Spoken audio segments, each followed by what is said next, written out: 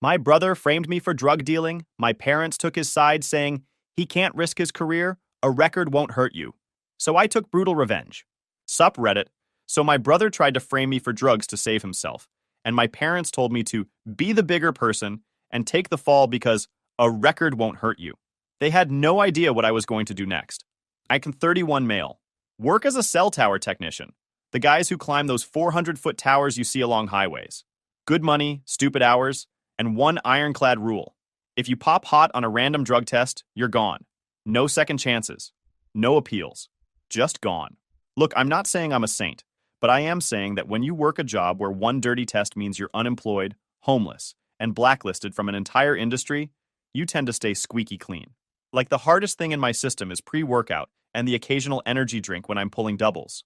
My brother was 27, had a finance degree, worked as a junior analyst, and spent most of his energy pretending he was already a managing director. Recently got engaged to this girl who posted pictures of her morning smoothies like she was curing cancer. My parents treated him like he'd personally invented money. Me? I was the spare. The weird one who didn't want a cubicle. The one doing fine. But it's just manual labor, you know? Everything imploded on a Wednesday morning at 5 a.m. I was at the staging yard in Nebraska, loading climbing gear into a company truck. I was checking carabiners when my site supervisor walked over. Guy named Valdez, former Marine, carried his clipboard like a weapon. His face told me everything before he opened his mouth. Need you in the office trailer. Now. I stood up. What's going on? Compliance wants to talk to you. My stomach dropped. The office trailer had a speakerphone on the table. Valdez closed the door. The voice on the speaker was corporate, female, professional. Good morning.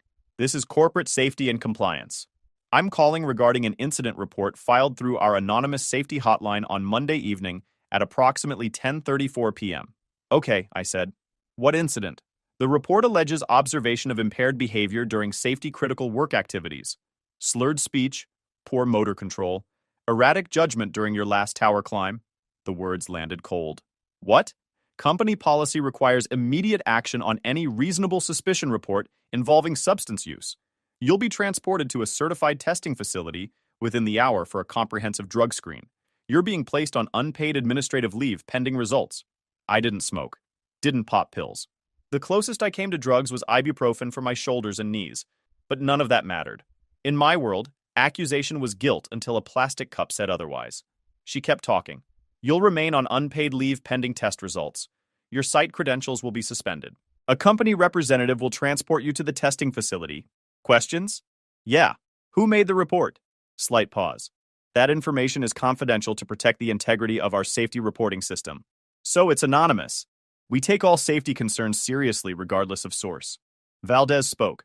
I've worked with him for 3 years. Never seen anything close to this. Her response was smooth. We appreciate that feedback. But policy is policy. Corporate treats hotline reports on safety-critical roles as reasonable suspicion. Your supervisor completed the documentation checklist this morning. Valdez's jaw tightened. He'd had to tick boxes on a form, knowing it was nonsense, then send it up the chain anyway. She wrapped up. The line went dead. Valdez looked like he wanted to put his fist through the wall. This is ridiculous. Yeah. You clean? Completely. He nodded. Then the test'll clear you. Just sit tight. 30 minutes later, some kid showed up wearing a company windbreaker. He had a clipboard and nervous energy. The kid drove me 45 minutes to an occupational health clinic in silence. I was doing math in my head. I was on a project paying $68 an hour base, plus $110 per diem. I worked 6/12s, 72 hours a week. With overtime, I was clearing about $6,600 a week before taxes. One anonymous phone call had just cost me a minimum of a week's pay. Maybe my whole position on this crew. The clinic did the standard drill. The nurse walked me through the process. I asked for copies of everything.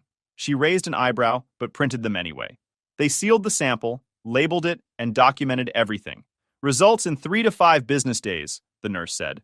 The kid drove me back to the motel where the crew was staying. Didn't say a word. Just dropped me off and left. It was 11:20 a.m. I'd been up since 4:30.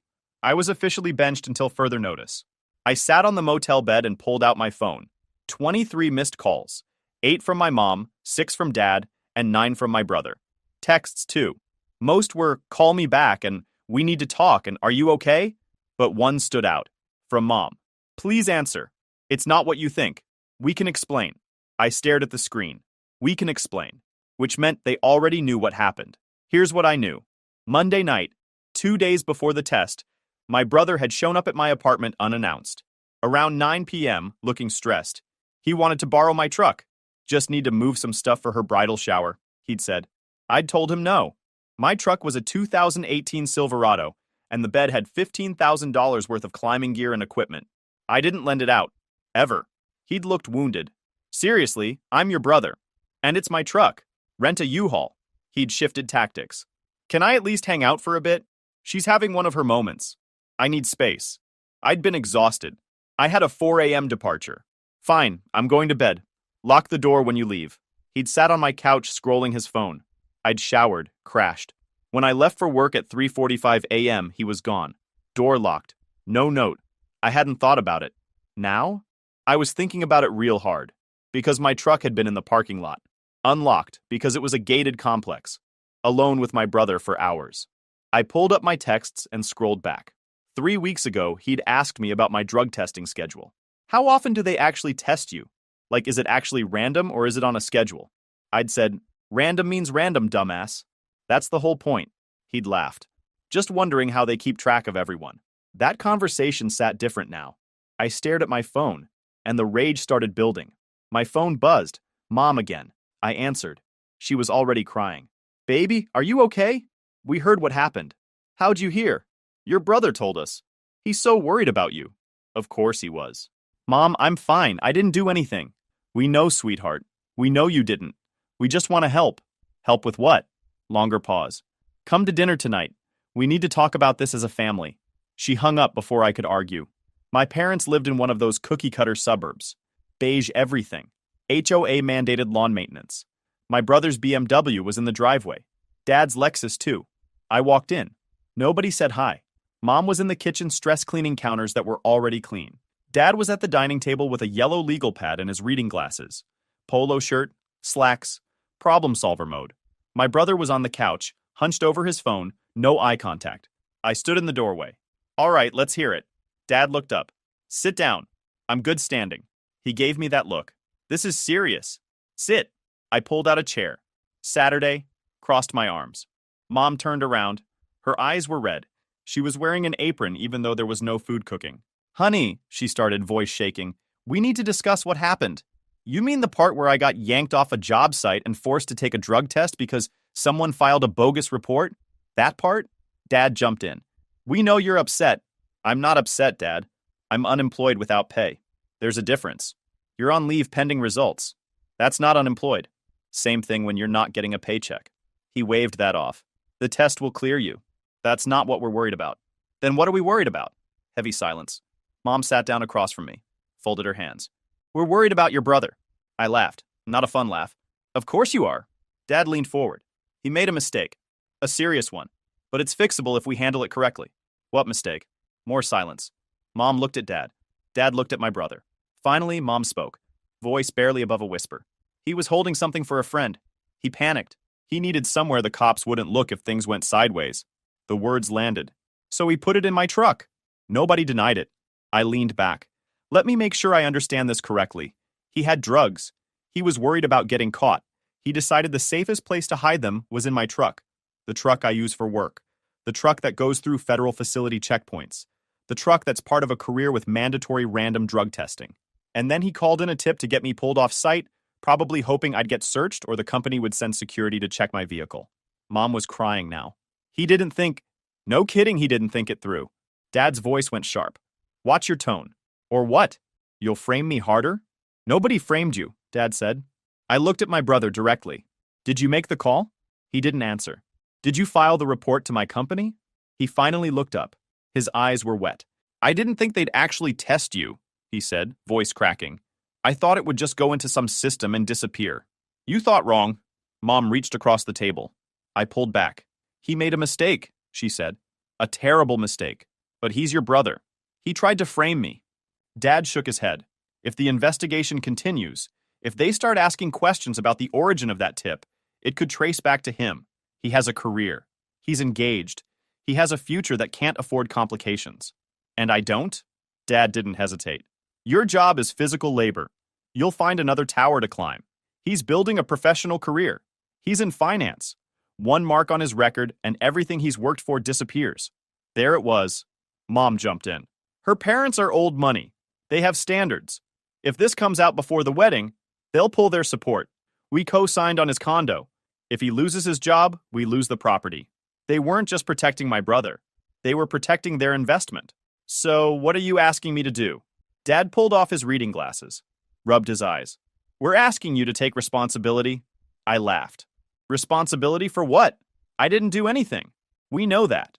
But if you say you did, if you tell your company the drugs were yours and it was a personal issue, then this ends. The company processes it as a policy violation, you move on to a different job, and he stays clean. You want me to confess to a crime I didn't commit. It's not a crime if there's no legal proceeding, Dad said. It's just an employment matter. Mom was sobbing. We're not asking you to go to jail. Just tell your company it was a mistake. Take the employment hit. Then we all move on. And he walks away clean. He gets a second chance, Dad corrected. I stood up. Chair scraped loud. No, Mom blinked. What?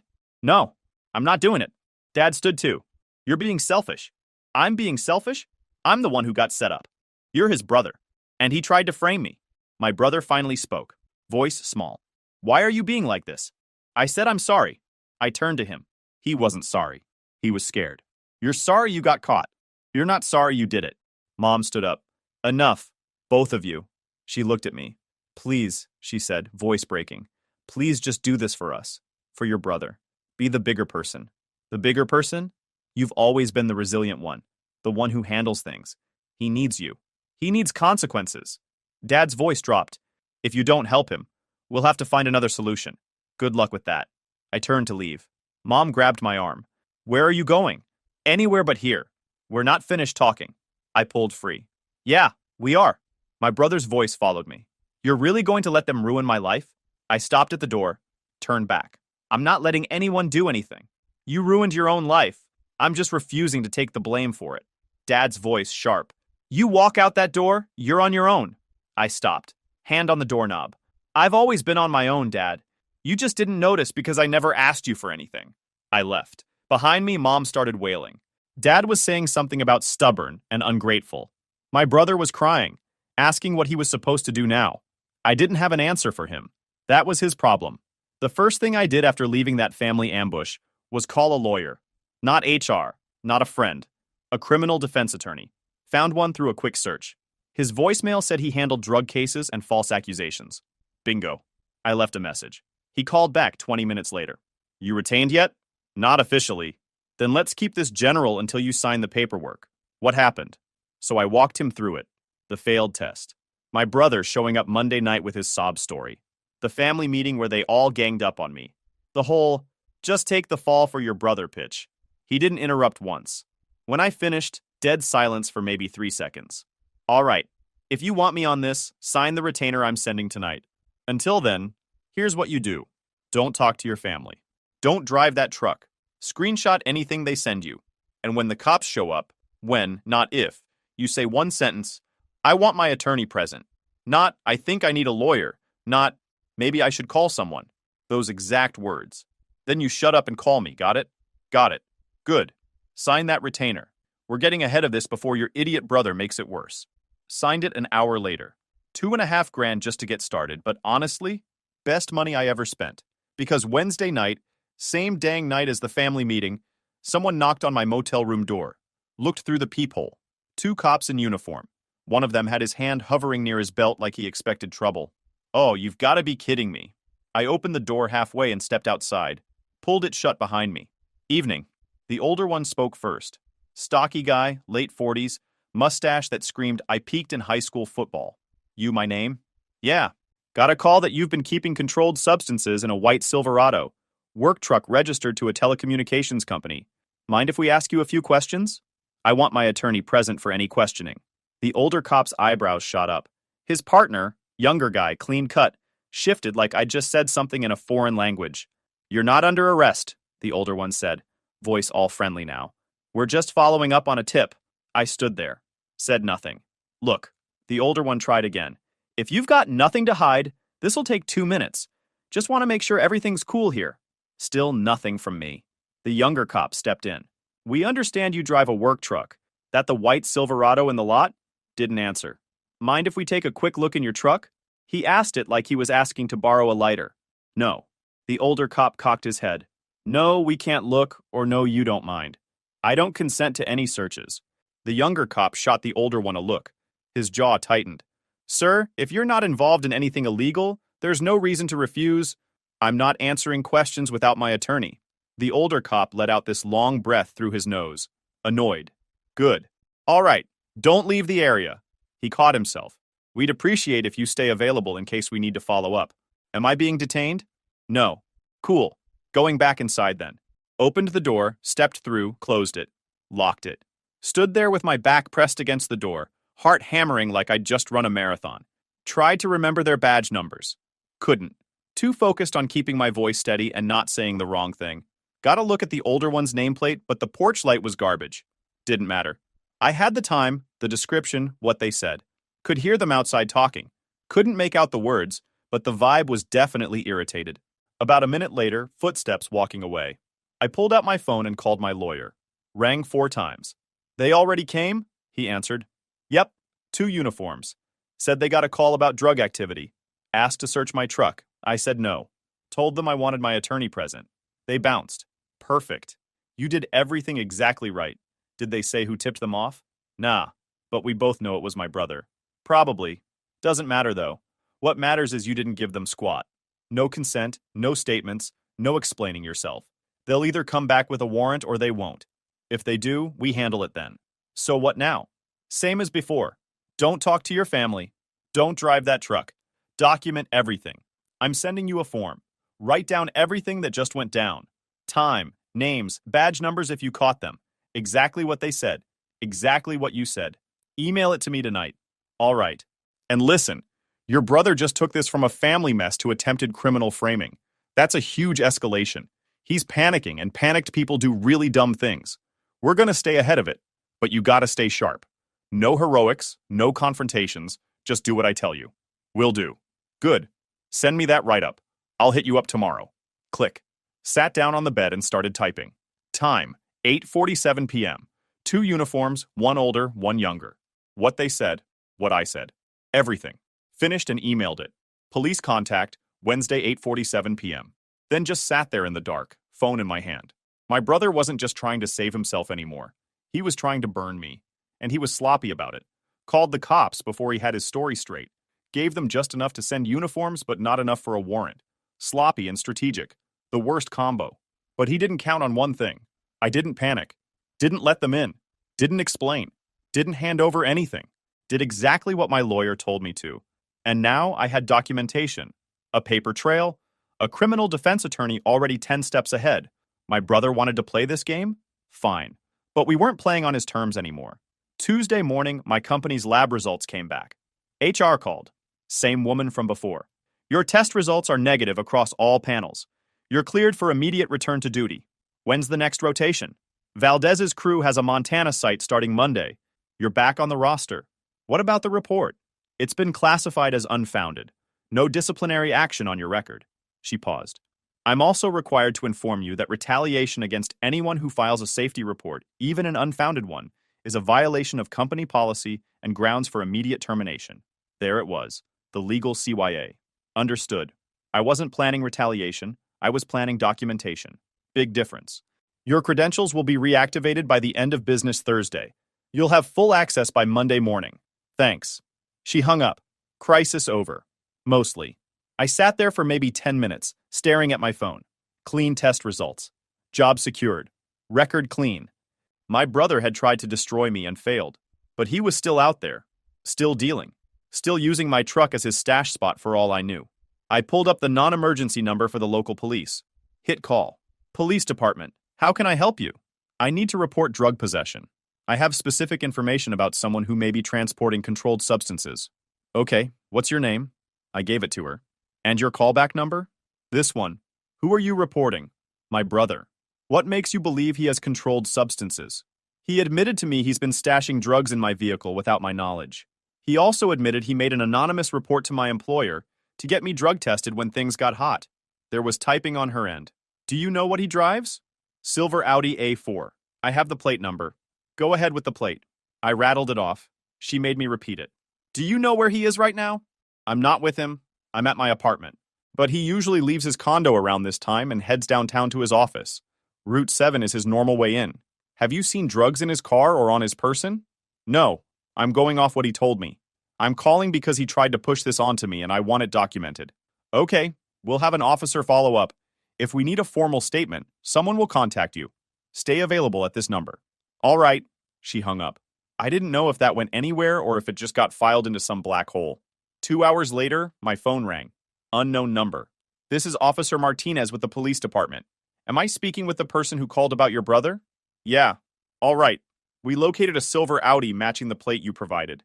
We conducted a traffic stop near the downtown exit after observing a moving violation. My stomach tightened. During contact, the driver showed signs consistent with impairment. We requested a K9 unit. The dog alerted on the vehicle. I didn't say anything. Didn't trust my voice. We located suspected controlled substances inside the vehicle, along with items consistent with distribution. He was arrested and transported for booking. Okay. Because of the impairment indicators, we're also requesting a blood draw as part of the DUI drug process. You may be contacted by a prosecutor or an officer for a statement, since your information helped initiate the contact. Got it. One more thing. Don't let anyone pressure you to change your story or not cooperate. If they do, document it and call us. Understood. We appreciate the call. We hung up. I sat there on my couch, staring at nothing. The rage I'd been holding back finally broke through. Not explosive, quiet, cold. I opened a soda, sat on my balcony, watched the sun go down. Around 8 p.m., my phone started blowing up. I turned my phone face down and left it on the counter. 20 minutes later, someone was pounding on my apartment door. I looked through the peephole. Both of them. Mom and Dad. Mom's face was red and blotchy. Dad looked like he wanted to break the door down. I opened it. Dad pushed past me into the apartment before I could say anything. Mom followed, already crying. What the hell did you do? Dad's voice was shaking. Rage or panic, couldn't tell. I reported a crime. You called the cops on your own brother? I called the cops on someone who tried to frame me for drug possession. He just happens to be my brother. Mom grabbed my arm. They're saying he had controlled substances in his car. They're saying he's a dealer. This is insane. There has to be a mistake. There's no mistake. He told me himself. He's been dealing for months. Dad stepped closer. You need to fix this. No. Tell them it's yours. Tell them you asked him to hold it. Tell them anything. I stared at him. You want me to confess to a felony I didn't commit? We co-signed on his condo. If he gets convicted, we lose everything. That's not my problem. Mom's voice went high and desperate. Please, please, baby, you don't understand what this means. They're saying bail could be as high as $75,000. We'd need $7,500 just to get him out. We don't have that kind of money, Liquid. We need you to help us. I'm not bailing him out. He's your brother. He tried to destroy my career. Dad's face went red. You think you're better than him? I think not dealing drugs makes me smarter, yeah. We raised you better than this. You raised me to cover for people who screw me over? Because I missed that lesson. Mom was full-on sobbing now. We'll lose the condo. We'll lose everything. You don't understand. We put our retirement into that down payment. If he can't make the payments, the bank takes it. We're ruined. Then you made a bad investment. Dad grabbed my shoulder. Hard. You're going to help him. I shoved his hand off. Get out. We're not leaving until... Get out of my apartment. Mom tried one more time. At least talk to the police. Tell them he made a mistake. I'm telling them the truth. Dad's voice dropped low. If you testify against him, you're dead to us. Good. Makes it easier. He stared at me like he'd never seen me before. Then he turned and walked out. Mom stood there for another few seconds, mascara running down her face, looking at me like I'd just killed someone. I don't even know who you are anymore, she whispered. I'm the guy who doesn't take the fall for other people's nonsense. That's who I am. She left. I closed the door, locked it, put the chain on. Just felt done. Over the next 3 weeks, I systematically cut every financial tie I had to my parents. I removed them from my phone plan. They'd been on my family plan for 3 years. I'd been covering $160 a month without thinking about it. I stopped paying their home security system, $65 a month for the last 2 years. I canceled the streaming services they'd been using. All gone. The electric bill for their house that had somehow ended up in my name 3 years ago, when they temporarily needed help, I called the utility company and had it transferred back to them. I didn't announce any of this. I just stopped. And then I got contacted by the prosecutor's office. My brother's case was moving forward. They needed me to testify about the timeline, the access to my truck, the family meeting where they asked me to confess. I met with the assistant DA, told the truth, provided my documentation, the screenshots, the contemporaneous notes I'd written immediately after the family meeting, the independent test results, the call logs showing when I'd reported him. My brother's defense attorney tried to paint me as vindictive, as someone with a grudge against his successful younger brother. The prosecutor shut that down immediately, pointed to the drug tests, the timeline, the physical evidence from the traffic stop. His attorney tried a different angle during my deposition. Isn't it true you refused to help your brother when he made a mistake? I refused to confess to a crime I didn't commit. That's different. But you knew he was struggling. I knew he was dealing drugs and trying to frame me for it. Yeah, the attorney didn't have a response. 6 weeks later, my brother took a plea, avoided real prison time, but caught a felony, probation, and the kind of record that sticks like gum to a boot. His fiancée had left him the day he got arrested. Last I heard through the family grapevine, she was already engaged to some investment banker in Chicago. Someone without a felony record. My parents lost the condo. Without his income, they couldn't make the payments on the co-signed loan. The bank foreclosed. They had to take out a second mortgage on their own house to cover his legal bills. 3 months after my brother's sentencing, I got a text from a number I didn't recognize. Unknown. This is your mother. I had to get a new phone because we couldn't afford the plan anymore. Please call me. We need to talk. I didn't respond. She called from that number. I didn't answer. She left a voicemail. I deleted it without listening. 2 weeks later, my aunt called. The same aunt who told me I did the right thing. Your parents are in trouble, she said. Real trouble. Okay. They're behind on their mortgage. The second mortgage payments are killing them. Your dad's talking about declaring bankruptcy. That's unfortunate. They need help. They needed help 3 months ago. They chose my brother instead. My aunt sighed. I know what they did was wrong. They didn't just do something wrong. They asked me to confess to a felony to protect their investment. I know. And I told them they were out of their minds. But they're still your parents. Genetically, sure. Long pause. Your mom's been picking up extra shifts at the hospital. She's 62. She can barely stand after a full shift. Then she should have thought about that before asking me to destroy my career. I get it. I do. I just wanted you to know where things stand. Appreciate the update. We hung up. 4 months after that, they all showed up at my apartment.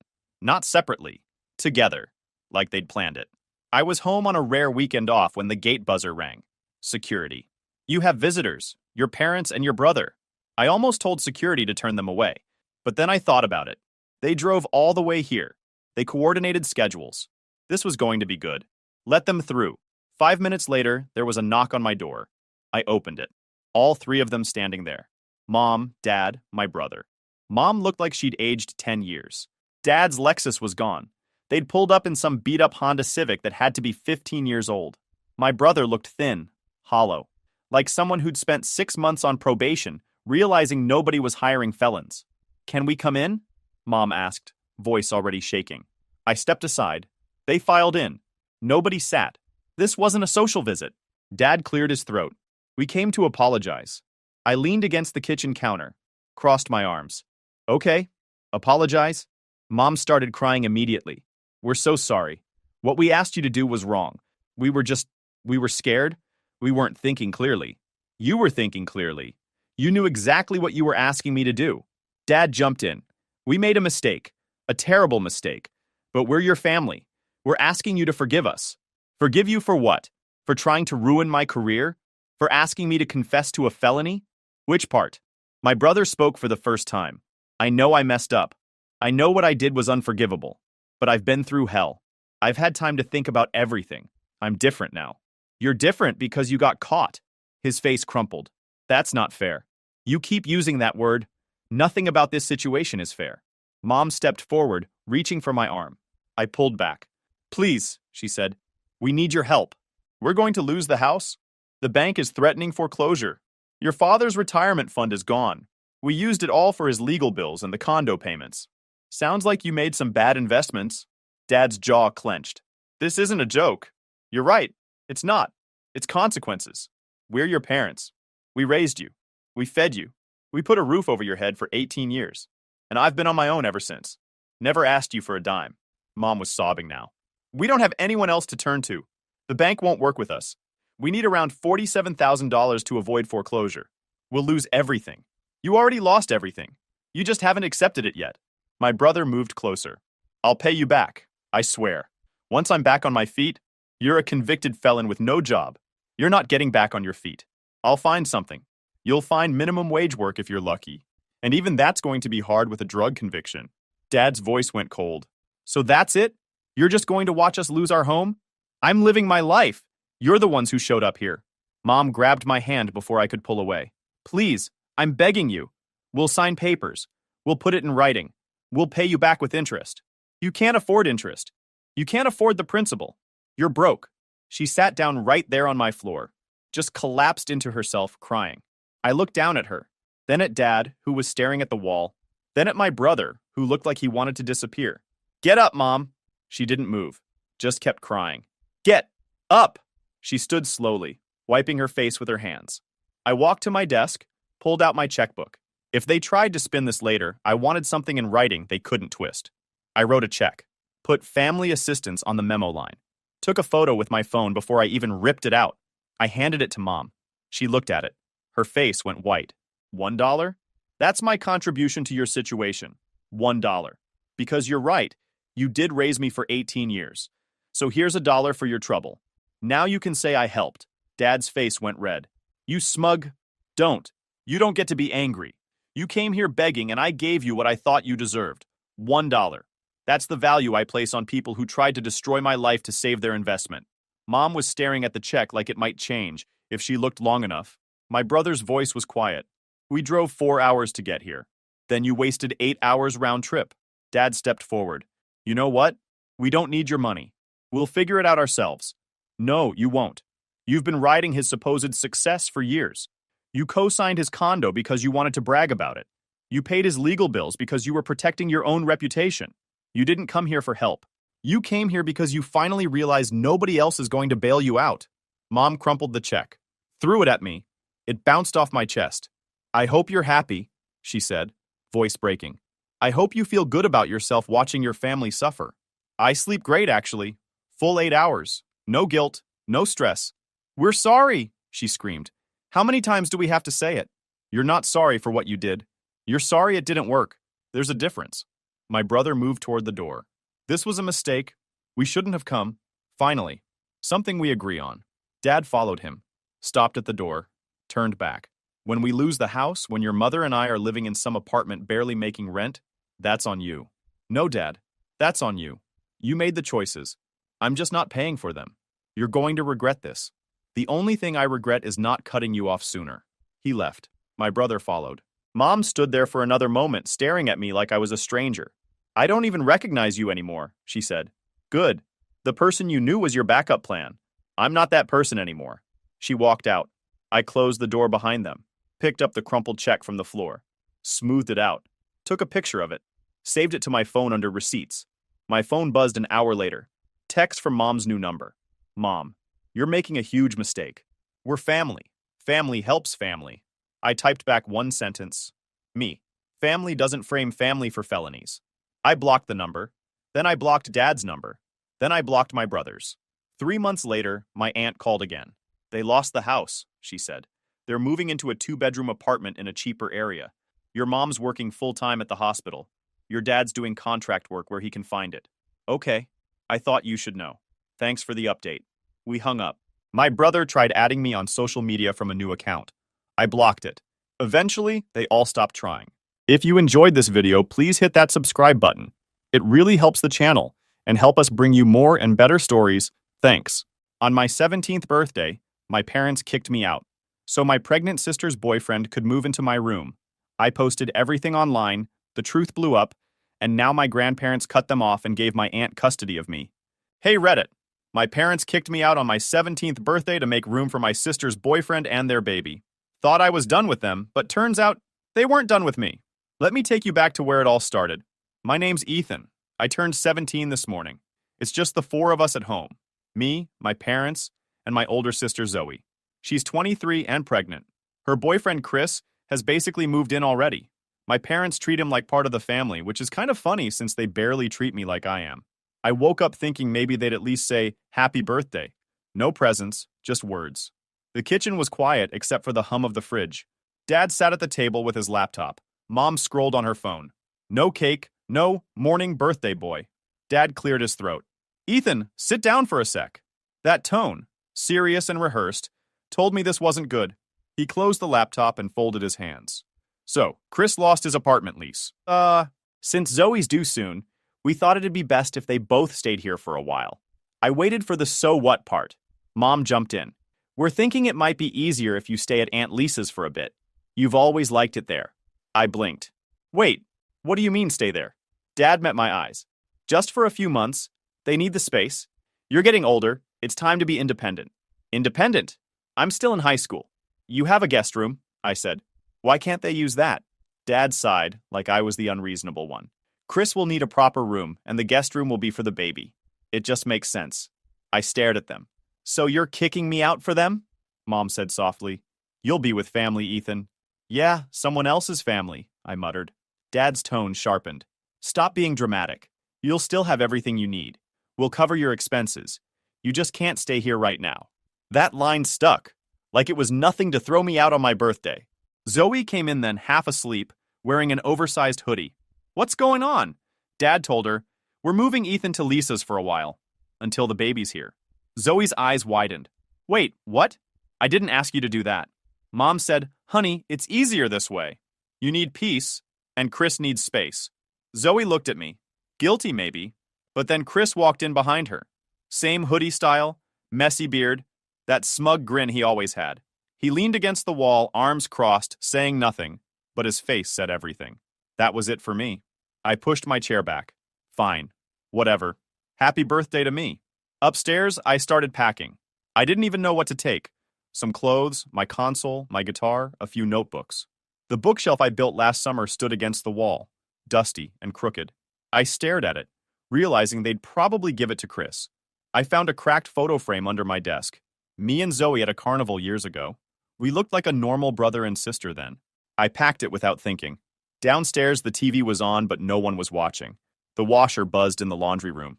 It was like the house didn't even notice I was leaving. Dad helped load my bags into the trunk like we were going on vacation. Mom forced a smile. "Lisa will love having you. Don't forget to thank her." The drive was quiet. I counted traffic lights, 8 between our house and the freeway. Dad tried small talk about school, my grades, the weather. I just stared out the window, watching my reflection shrink in the glass every time we stopped. When we pulled into Lisa's driveway, my stomach twisted. Her house was small and yellow, the front yard full of potted plants. It smelled like detergent and fresh soil, cleaner than home ever did. Lisa opened the door, smiling. "Happy birthday. You didn't tell me you were coming today." When they finally left, I heard Dad tell Mom in the car. "See? That went fine." Lisa helped me carry my bags inside. The spare room smelled faintly like lavender and cardboard. There was a small desk, a mismatched chair, a single poster of some mountain landscape. She smiled gently. "Unpack, get some rest. We'll talk later." When she left, I sat on the bed, phone in hand, staring at the lock screen. 17 years old, kicked out by my parents on my birthday. When Dad's car disappeared down the street, the quiet hit hard. Aunt Lisa stood in the doorway, hands on her hips, a kind smile on her face, but her eyes looked confused. "You hungry?" she asked.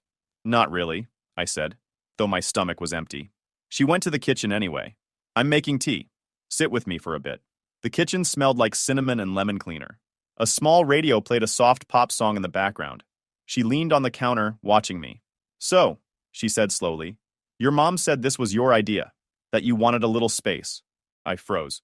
She said what? "She told me you wanted to stay here for a while," Lisa said. "Said you needed independence." I let out a short laugh. "That's not even close to what happened." Her eyebrows pulled together. "All right, tell me then." So I told her everything. The birthday morning. How they told me to move out because Zoe's boyfriend lost his apartment. How Dad said I needed to grow up. I told her Zoe didn't even ask for it. Lisa's expression changed as I talked. By the end, her jaw was tight, and her teaspoon was clinking hard against the cup. "She texted yesterday that you wanted some space, but she didn't say you were showing up this morning. They said this was your idea," she said finally. "I didn't even know until this morning." She muttered something under her breath, and pushed a mug toward me. Drink that. You're not going anywhere. We'll deal with this later. After dinner, I unpacked in the spare room. It smelled like clean laundry and old wood. There was a wobbly chair, a flickering lamp, and a window that looked out at a broken streetlight. I put my clothes in the dresser and set my guitar against the wall. The bed creaked when I sat down. I checked my phone. Group chat full of messages. Yo, where you at? Dude, is it true? Your sister's guy is moving in? I didn't answer. I opened my photo gallery instead. The first photo was from last summer. Mom, Dad, Zoe, and Chris smiling at a barbecue. I took the picture but wasn't in it. Dad had posted it with family time. I locked my phone. Later, I called my friend Matt. We joked a bit until he asked, "You really living with your aunt now?" "Yeah. Apparently I wanted this." He didn't reply for a second, then just said, "That sucks, man." When I hung up, I heard Lisa outside my door. She knocked once and opened it halfway. "You good?" "Yeah. Just talking to a friend." She leaned on the frame. "So it's true, huh? They didn't even ask you?" "Not once." She sighed, crossed her arms. "All right, that's it." She walked to the kitchen, grabbed her phone, and hit call. I followed quietly. She put it on speaker. Dad answered after a few rings, voice fake cheerful. "Hey, Lisa." "Hey," she said flat. "We need to talk about what really happened with Ethan." "What do you mean?" "I mean, you lied to me. You said this was his idea." Dad sighed. "Lisa, it's complicated. We thought this would be better for everyone." "No," she cut him off. "You thought it'd be easier for you. You used me to fix your mess." Mom's voice came through faintly. "Lisa, please. Let's not make this dramatic. You kicked your kid out on his birthday and lied about it," Lisa said, calm but sharp. "That's not dramatic. That's disgusting." Silence. Then a click. They'd hung up. Lisa set her phone down, still tense but steady. "Well, guess that answers that." I didn't know what to say. She looked at me and her face softened. "You're staying here as long as you need. I don't care what they say." "Thanks," I said. "I've got simple house rules," she said. "Keep your stuff clean, don't stay out all night, finish school, and talk to me if something's wrong. Deal?" "Deal." It was weird. Those were the first real rules I'd heard that made sense. She went to bed early since she worked mornings. I stayed up a bit. Window cracked open. The air outside smelled like rain and someone's laundry. I could hear pipes ticking and a dog barking down the street. I texted Matt my new address, just in case. Then I turned off the lamp. The sheets smelled like detergent and something floral. Way different from home. I fell asleep with my jaw unclenched and my shoulders not guarding anything. Not happy either, just calm. Like I was finally in a place that didn't make me feel unwanted. It had been 3 days since I moved in with Aunt Lisa. School was fine, quiet even, but at night my head kept replaying that morning in the kitchen. Dad saying, "You're basically an adult." It felt like someone had taken a snapshot of me being humiliated and left it there. That night I sat at the small desk in the spare room. The desk lamp threw a thin, uneven halo that made the walls look warped. My phone sat next to my guitar pick and a half-empty mug. I opened the camera app without thinking. I didn't plan anything. I just started talking. "Hey," I said quietly. "I just turned 17 a few days ago. My parents decided that meant I was ready to be on my own. They told me to move out, on my birthday, so my sister's boyfriend could have my room." I gave a small laugh that didn't sound like one. They said it's temporary, but I know what that means. Anyway, I'm fine. Just needed to say it somewhere. I left out names and places. No point dragging Lisa into this. Then I remembered I'd tapped voice memos on my phone when that kitchen talk started. Later, I clipped one line. Chris saying, "Life's tough, man. He'll learn." It fit too well. I added it quietly at the end and trimmed the video. My account had maybe 30 followers, mostly from gaming servers. I hit post. At first, nothing happened. Then a notification, then another. By midnight, there were 50 likes and a dozen comments. "Same happened to me, dude. Stay strong. You didn't deserve that." I didn't reply but read every word. I wasn't used to strangers caring. When I woke up, the video had blown up. At least for me. A few thousand views. Random usernames arguing in the comments. Someone wrote, "I hope your parents see this." Apparently, it had been shared to another platform. At breakfast, Lisa noticed I was quieter than usual. "You okay?" "Yeah," I said. "Just didn't sleep much." She nodded. She never pushed. By then, a side thread was already playing detective over that busted streetlight in the background, tossing out cross streets like they were clues. Back in my room, I opened my phone and saw it. Chris's name. He'd commented on a repost. "Some people love attention. Family stuff shouldn't be aired online. He's being dramatic." The replies under his comment were brutal. People called him out instantly. Someone recognized his profile picture from Zoe's account and connected the dots. I sat there, half shocked, half laughing. He'd basically exposed himself trying to defend his ego. Then my phone started buzzing nonstop. Mom, Dad, Zoe all texting at once. Take the video down. This is embarrassing. What did we ever do to deserve this? Ethan, can we talk? Please. I didn't answer. Lisa was folding laundry when I walked in. She looked up. You look like you saw a ghost. I showed her the screen. It's kind of blowing up. She read it, then shrugged. Well, you didn't say anything untrue. They're mad, I said. Let them be mad, she replied calmly. They'll get over it, or they won't. You just told your side. Back in my room, I muted their numbers. The second the silence hit, I felt relief.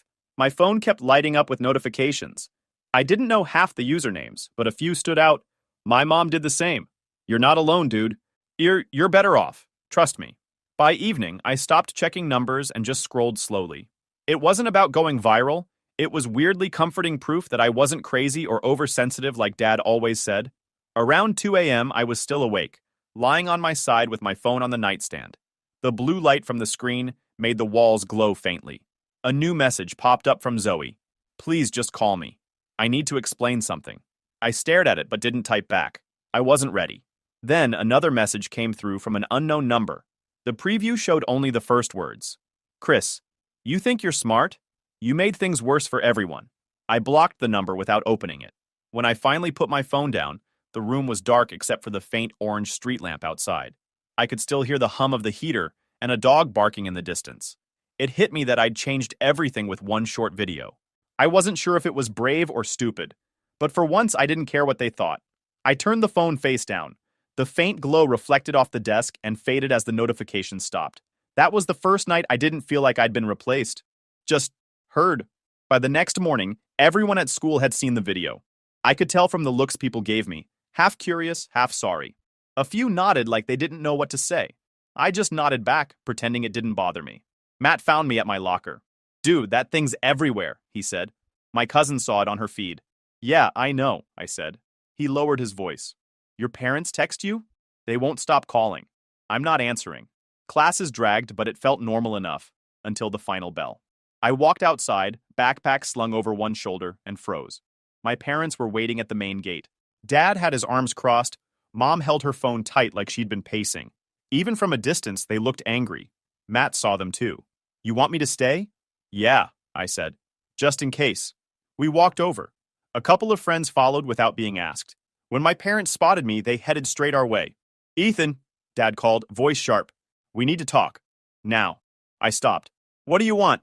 Dad glanced at my friends. Not here. Get in the car so we can talk privately. I'm not getting in the car. Mom's voice tried to sound calm. We're not here to argue. We just need to talk about this video. It's gotten out of hand. Out of hand for who? I asked. You or me? Ethan, please, she said. You made your father look... Dad cut her off. We came to fix this. I laughed once. You want to fix your image, not me. Students were slowing down to watch. Dad noticed and dropped his voice. You need to come home. We'll talk properly, without everyone watching. You only care because people found out, I said. You didn't care before. His jaw clenched. Watch your tone. Matt stepped closer beside me. I'm not going anywhere, I said. I live with Aunt Lisa now. Another voice spoke behind me. Everything okay here?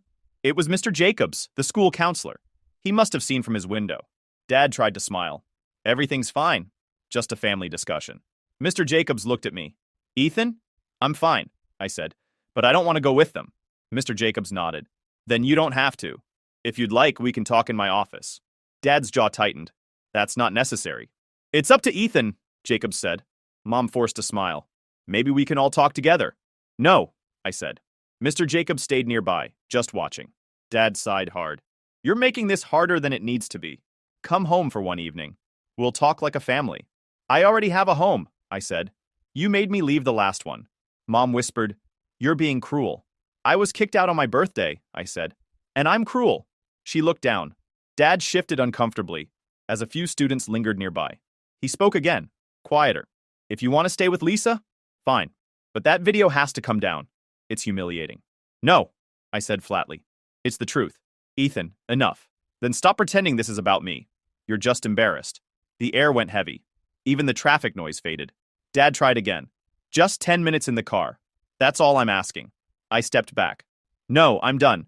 Matt and my friend stayed behind me, silent but steady. Mr. Jacobs came back over. I think it's best if everyone goes their separate ways, he said firmly. Ethan's made his choice. Dad glared, but didn't argue. Fine. He turned to me. You're making a mistake. Maybe, I said, but at least it's mine. They left without another word. When they were gone, my knees felt weak. Matt put a hand on my shoulder. You good? Yeah, I said, even though I wasn't. Mr. Jacobs asked if I wanted to come inside. I nodded. In his office, he poured me a glass of water. You handled that better than most adults would have, he said. Want me to call your aunt? She's working, I said. I'll text her later. He nodded. All right. Just know you've got people here who'll back you up. Thanks, I said quietly. After he left, I sat for a minute, staring at the wall. The air smelled like dry erase markers. A half-torn flyer about college hung crooked on the bulletin board. When I finally left, the hallways were empty. My hands still shook a little. Outside, Matt waited near the steps. He didn't speak, just walked beside me. For the first time, I'd told my parents no and actually meant it. It didn't feel like victory, but it felt real. A week after the scene at school, Aunt Lisa told me we had an appointment to talk to someone about the situation. I didn't ask who until we pulled up to a small building with a gold plaque that read Mitchell and Horn Legal Services. Inside, the place smelled like paper and coffee. A tall man in glasses shook Lisa's hand. Good morning, Miss Collins. You must be Ethan. I nodded. His office was small but stacked with books. He talked for a while about guardianship, documentation, consent forms, and school transfers. Lisa listened carefully, jotting notes. When he said, "We'll need proof of neglect or abandonment," my stomach twisted. That word, abandonment, sounded too dramatic, even if it was true. Lisa handed him a folder.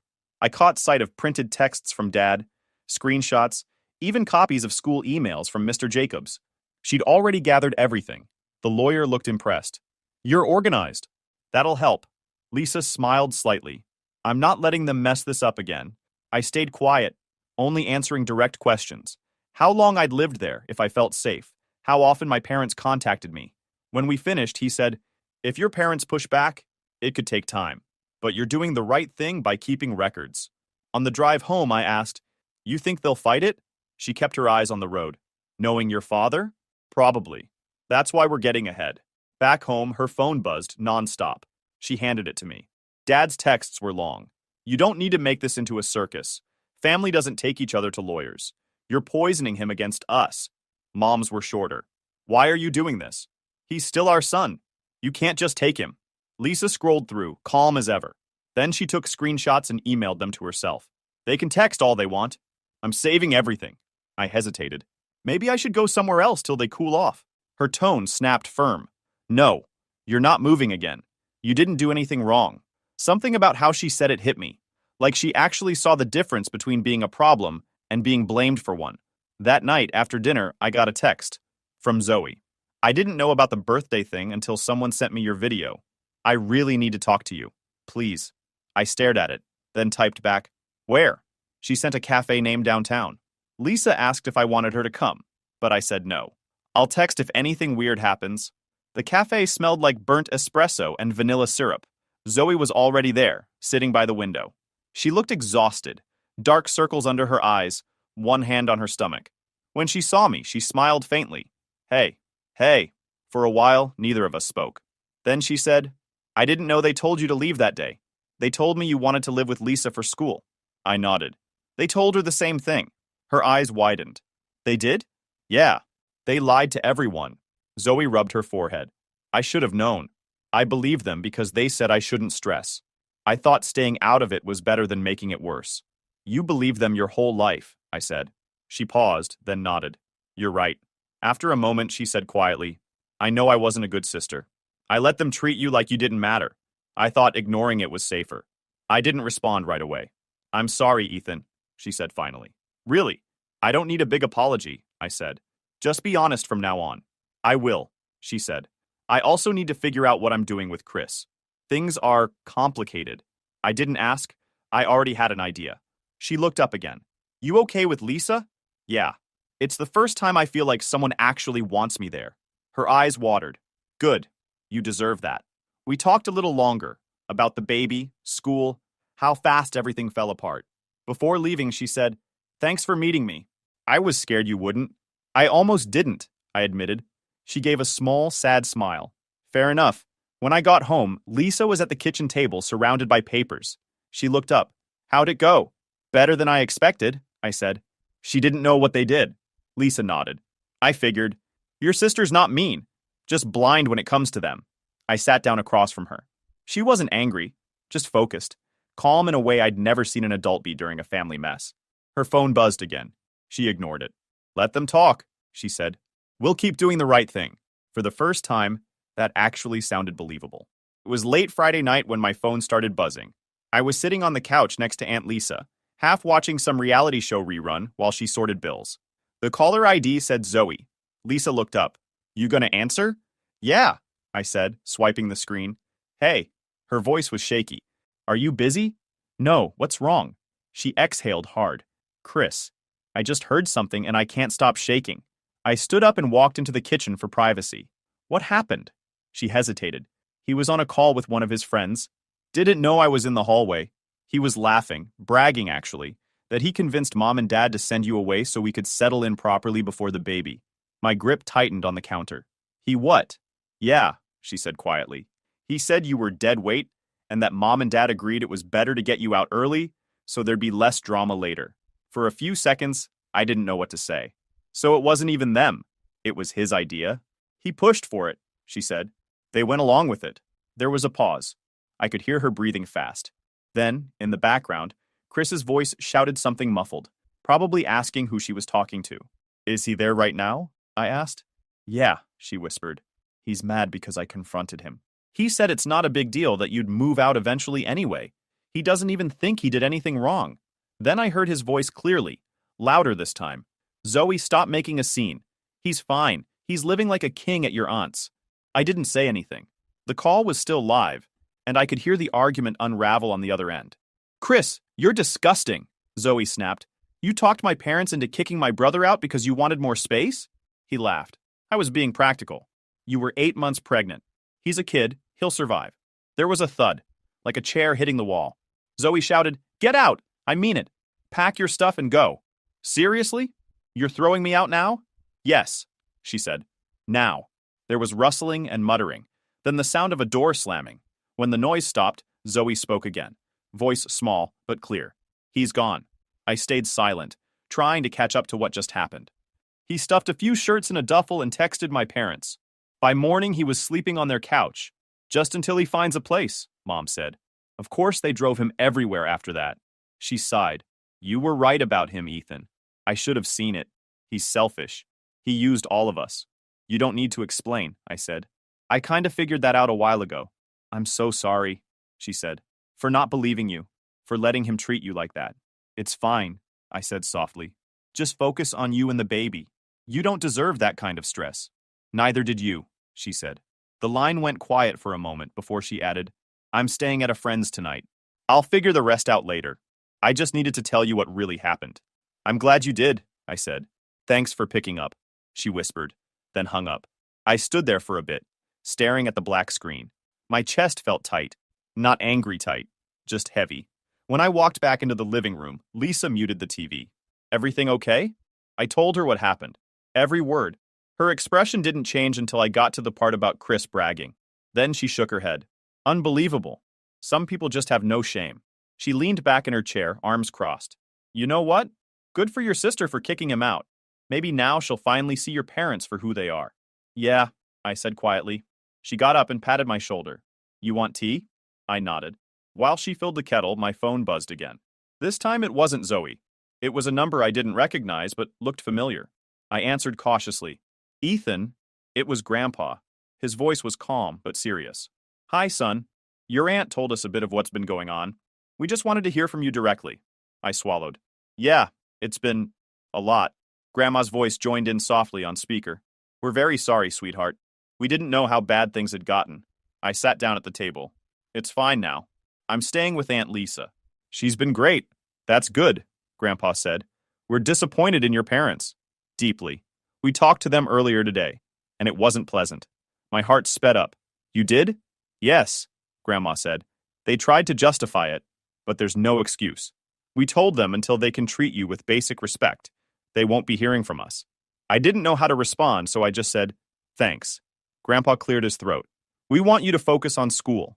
If you need anything, books, clothes, money, tell Lisa. We'll take care of it. You don't need to ask your parents for a thing.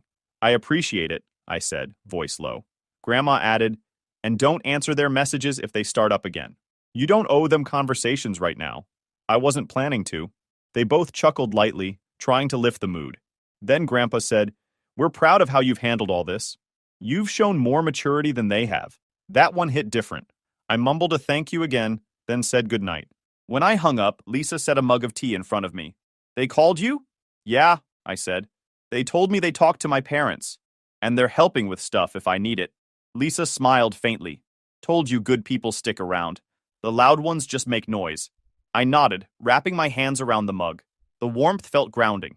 After she went to bed, I washed the cup in the sink even though she said to leave it. The water ran warm over my fingers, the sound filling the quiet house. I stood there a while, not thinking about Chris or my parents for once. Just the steady sound of water hitting the porcelain. Lisa's words from earlier came back to me, soft but certain. You don't have to earn basic kindness. For the first time, I actually believed her. And it happened 2 weeks after the call from my grandparents. It was a Saturday morning, calm and sunny. Aunt Lisa was in the kitchen doing dishes, humming quietly. I was in the living room finishing a school project when a loud knock hit the door. 3 heavy knocks, spaced like someone meant business. Lisa turned off the faucet and gave me a look. Expecting anyone? I shook my head. She dried her hands and went to the door. The second she opened it, her shoulders stiffened. On the porch stood my parents. Zoe wasn't there.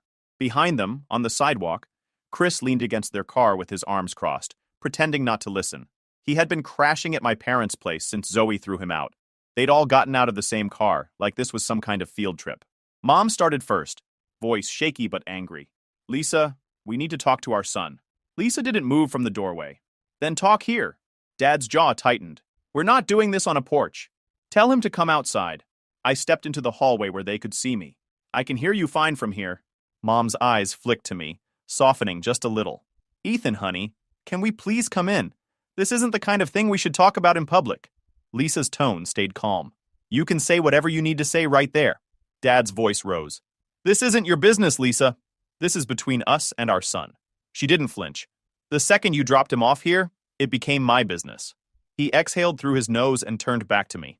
Ethan, we came because this video mess has gone too far. People at work know about it. Family won't talk to us. You need to take it down. No, I said. He blinked like he hadn't expected that simple answer. Excuse me? I said no, I repeated. It's staying up. Mom stepped forward. You don't understand how much damage this has done. Everyone thinks we're terrible people. Lisa spoke before I could. You are terrible people for what you did. You don't get to rewrite it now that everyone found out. Dad glared at her. Stay out of this. She crossed her arms. Not possible. He lives here now. He looked at me again, voice dropping lower. You think this is funny? Making a fool out of your own family? I met his stare. You made a fool out of yourself. I just told the truth. For a few seconds, nobody spoke. The tension felt thick enough to choke on. Chris shifted near the car, pretending to check his phone but clearly listening. Mom's tone turned pleading. Ethan, come home for a little while. Until this settles down, we'll figure things out. It's what's best for everyone. I shook my head. You said I couldn't stay there. You don't get to change your mind now? Dad took a step forward, voice rising again. We're still your parents. Family sticks together. Lisa snapped, her voice sharper now. You don't get to say that after you kicked him out on his birthday. Dad turned red. You don't know everything. I know enough. She cut him off. I know you lied to me. I know you dumped him here without warning. I know you told everyone he wanted it. That's all I need to know. He stared at her, fists clenching. You're turning him against us. She smirked. You did that yourself. At that moment, Lisa's phone buzzed on the table behind me. She reached for it, glanced at the screen, and smiled. Perfect timing. She'd already sent my grandparents a quick text the moment my parents stepped onto the porch. She hit the speaker button.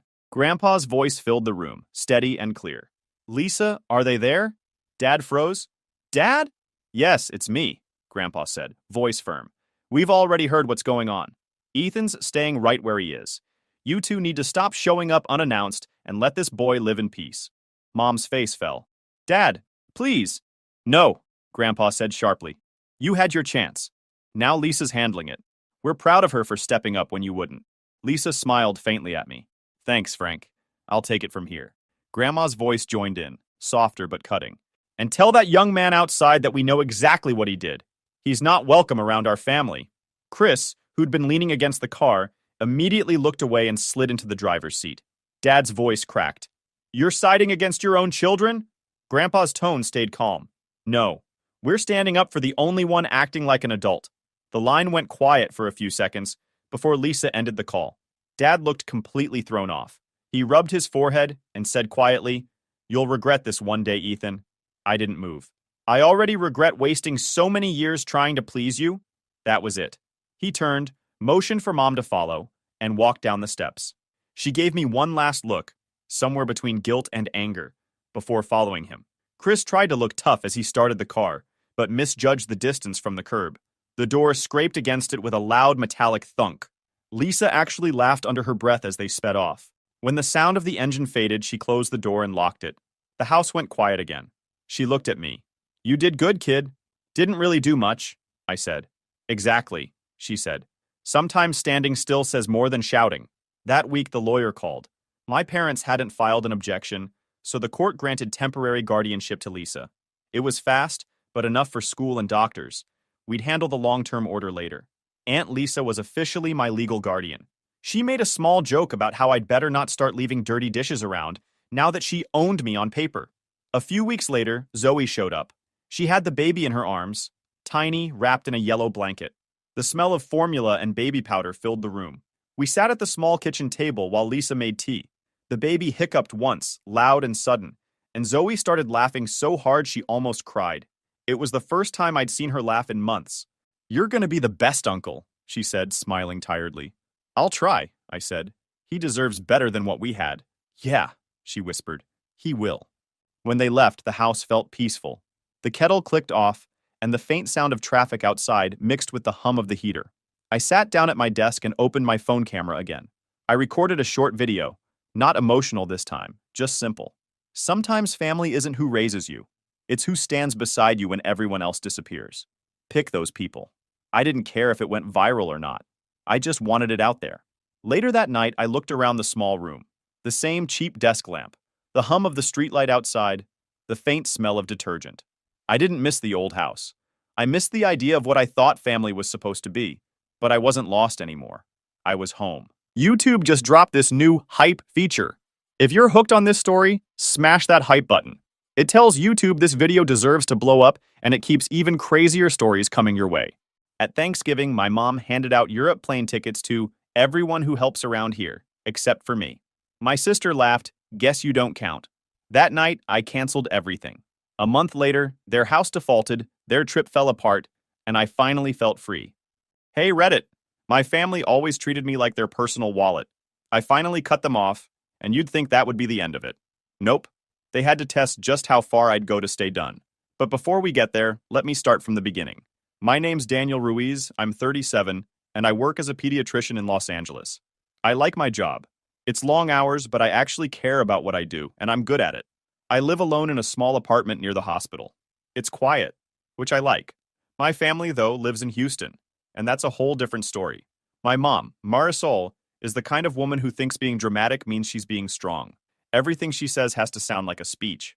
My sister Clara still lives with her, even though she's 33. Clara's never worked full-time for more than 6 months. According to Mom, she's just figuring things out or going through something. According to me, she's lazy.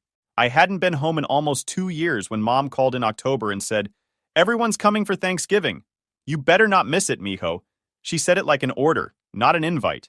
I bought my own ticket, rented my own car, and showed up the night before Thanksgiving. The second I walked into that house, I remembered why I stayed away. Mom was barking orders at everyone. Clara, don't overcook the yams. Hector, set the table straight, not crooked like last year. The kitchen looked like a cooking show gone wrong. Pots everywhere, everyone talking over each other. She saw me and screamed, "There's my doctor! My son who saves babies!" Then went right back to telling my uncle how to mash potatoes properly. Clara barely looked up from her phone. "Wow, Dr. L.A. decided to visit," she said, smiling like she meant it, but her tone said otherwise. "Yeah," I said. Figured it'd be nice to see what my money's been paying for. She laughed like it was a joke, but I wasn't joking. Dinner started around 6. The food was good. Mom always cooks like she's feeding an army. Everyone talked loud. My uncle Hector bragged about a guy who overcharged him for plumbing and how he taught him a lesson. My Aunt Lucia nodded like she'd heard the story 100 times.